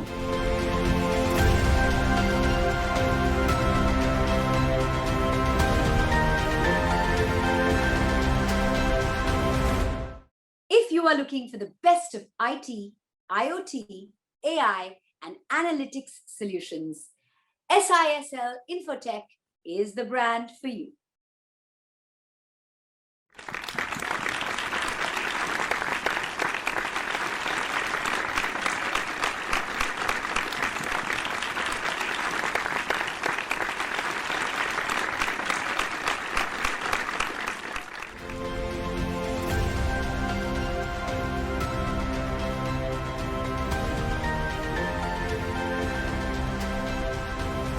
Snowflake, that helps you mobilize your data, is up next.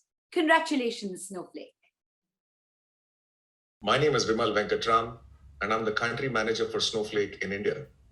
First of all, I'd like to give my heartfelt thanks to the Economic Times for nominating and recognizing Snowflake as one of the best tech brands for 2021.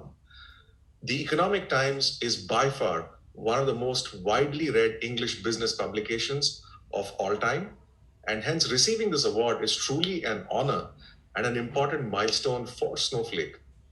Snowflake was launched in India in May last year with our mission to enable the data economy.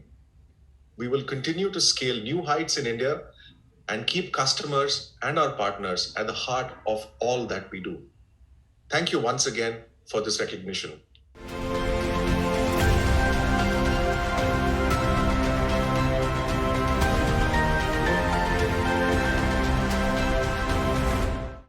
Moving ahead, we have a global leader in providing new age customer experience solutions. Let's congratulate StarTech. Thank you, Economic Times, for featuring StarTech in the Best Tech Brands Award category for 2021. At StarTech, we are on a mission to build a new age customer experience organization that helps some of the finest brands to think digital and transform. With a presence in 13 countries across 46 different locations, these accolades validate our strategy of impacting our clients' business outcomes by focusing on their end customers, their shareholder value, as well as their entire business ecosystem. And we do that by striving to build a workplace that fosters growth and innovation on the one hand, and also is diverse as well as inclusive. For us, these are not only embedded in our culture and values, but it has also helped us bring about a long-term material impact on our performance. Like everyone else, the pandemic has changed us too. Our future of work is now a delicate balance of technology and humans, which is why I would like to accept this recognition on behalf of our 40,000 colleagues who are spread globally across 13 different countries, because it is only due to their determination, resilience, and commitment that we have been able to reach a stage where we have scaled up to such a phenomenal extent in such a short span of time. So once again, my deepest gratitude to Economic Times for having recognized us, and my deepest gratitude to all our colleagues spread across the global network for having helped us get here. Thank you.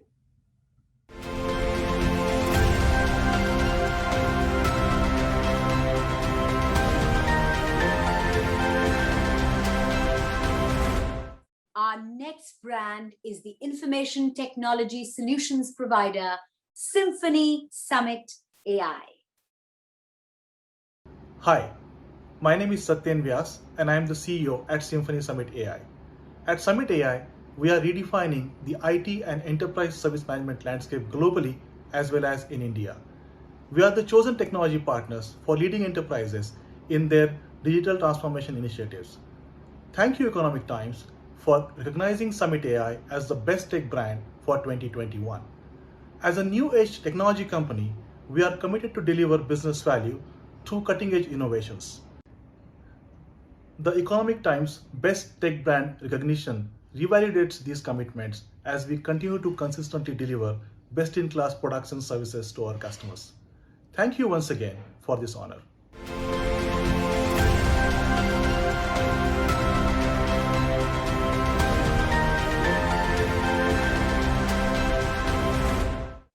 The next felicitation goes to Tawant for software solutions and services. Hello everyone, this is Ramalakshmi, Principal Architect at Tawant. It is an honor to accept the Economic Times Best Tech Brands Award on behalf of all Tawantians. This is a tribute to the excellence and commitment of all our associates globally who realize our dream of building innovative, world-class products and solutions. Although spread geographically, we are united by our common culture of customer focus, engineering excellence, innovation, teamwork, and fun. I would also like to thank our customers who challenge us with their business vision and partner with us in their journey of digital transformation. Finally, I would also like to thank the Economic Times for conferring this award on Tawant.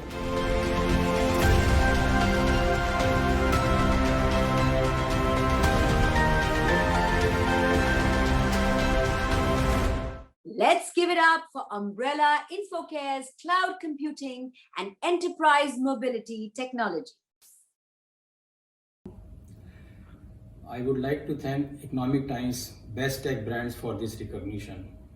I am really proud to receive this award on behalf of Umbrella InfoCare team, our customers, our partners who have helped us to reach this milestone.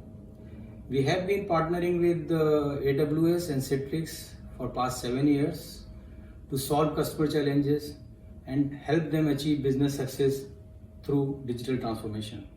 Our mission is to keep pursuing new avenues in the ever-changing landscape of digital transformation. Such awards bring more responsibility. So we assure our customers and our partners that we will keep raising the bar and help customers rapidly innovate, stay agile and secure, and gain the leading edge. We once again thanks Economics Times for this recognition. We are really excited and happy to receive this award. Thank you.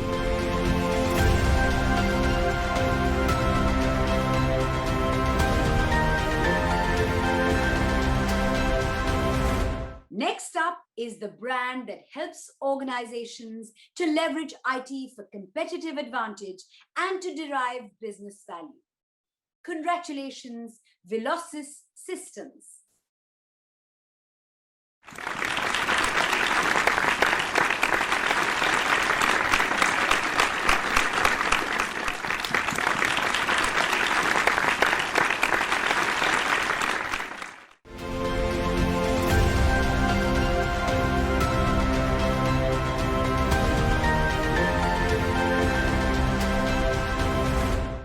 Known as the global data storage brand, the next big brand is Western Digital.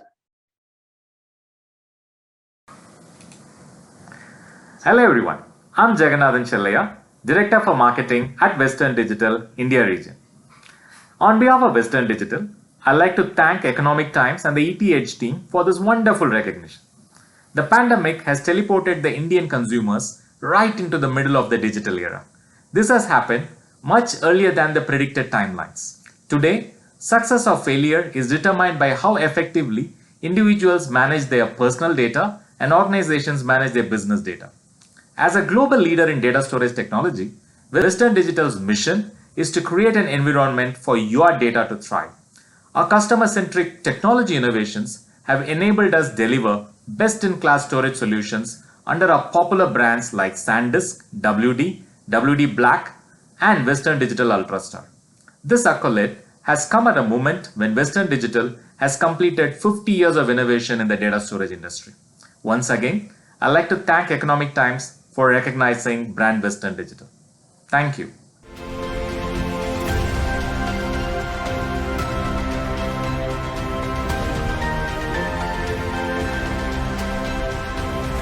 Moving ahead, it's WiseTech Systems Technologists Private Limited for its services around cybersecurity, hyperconvergence, and cloud to SMEs. Hi friends, WiseTech has been awarded ET Best Tech Brands for 2021. I would take this opportunity to thank the ET team, thank our customers, our OEMs, and our team members for achieving this award.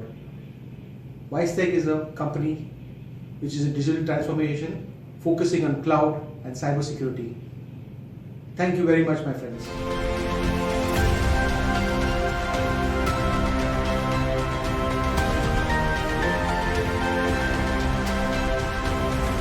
Coming up next is Zebra Technologies for building enterprise-level data capture and automatic identification solutions.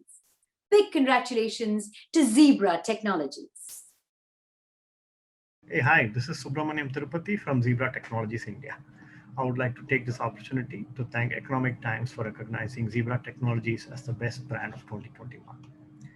You may not realize, but Zebra solutions can be found working behind scenes across many industries in the world. You may not realize that we have been around 50 years empowering the front line of businesses in retail, e-commerce, manufacturing, transport and logistics, healthcare, public sector, and many such industries to achieve performance edge. You may ask, what's the secret behind our success? Well, essentially, we work with more than 10,000 plus partners across 100 plus countries to better understand what customer needs are, and then we come up with innovative solutions, tailor-made applications and hardware that truly addresses their business challenges. And we help customers to take critical decisions swiftly and more decisively. This has never been more important, especially in the view of the pandemic. It's more crucial in today's time to have the right technology at the right place for the businesses to be a success for 2021 and beyond. I would like to thank Economic Times again for recognizing Zebra. Thank you.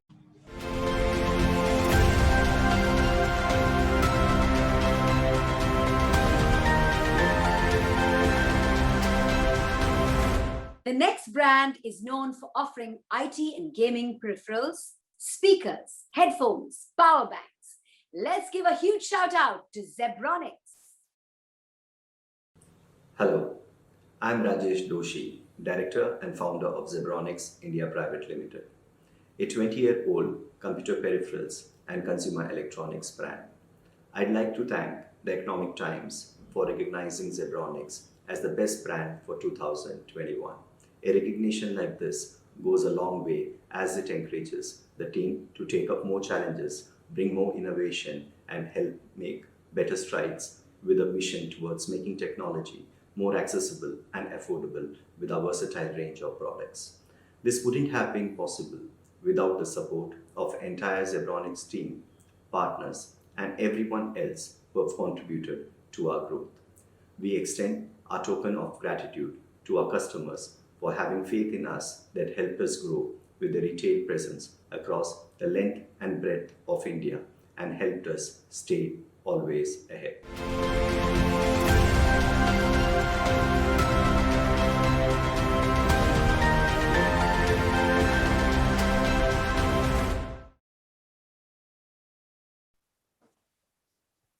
Thank you so very much, Ms. Mandra Abedi, for doing the honors. And we bring to you yet another Economic Times Best Tech Brands, a brand that is really responsible for securing more than 400 of the Forbes Global 2000 companies. Let us now congratulate Zscaler.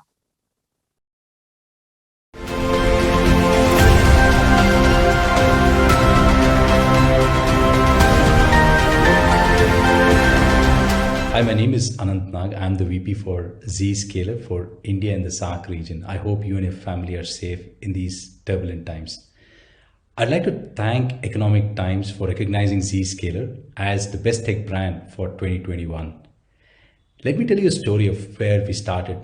Jay Chaudhary, our CEO, founded Zscaler in 2007 with the single mission of making cloud a safe place for enterprises to do their business. With our 150 global data centers managing 150 billion transactions, we have helped 4,500 plus global customers to secure their employees working from anywhere.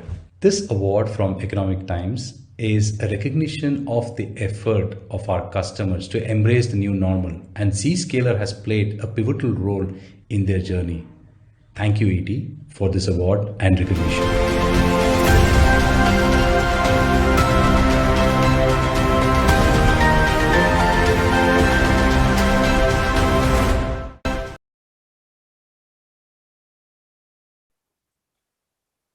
Many congratulations to Zscalers. In fact, many congratulations to all the brands that have made it to the listing of the Economic Times Best Tech Brands. The Economic Times wants to take this opportunity by congratulating brands that are really movers and shakers and have changed the current tech scenario and determined that the future course of action is going to be just the way they want, changing the market and more in their favor. So here is wishing all of you all the very best. And I'd like to thank our audience for joining us and being such a spectacular part of the Economic Times Best Tech Brands. It's been a pleasure hosting the show for you on behalf of the entire team of ETH. This is Isha Bhalla signing off, bidding all of you a very good evening ahead.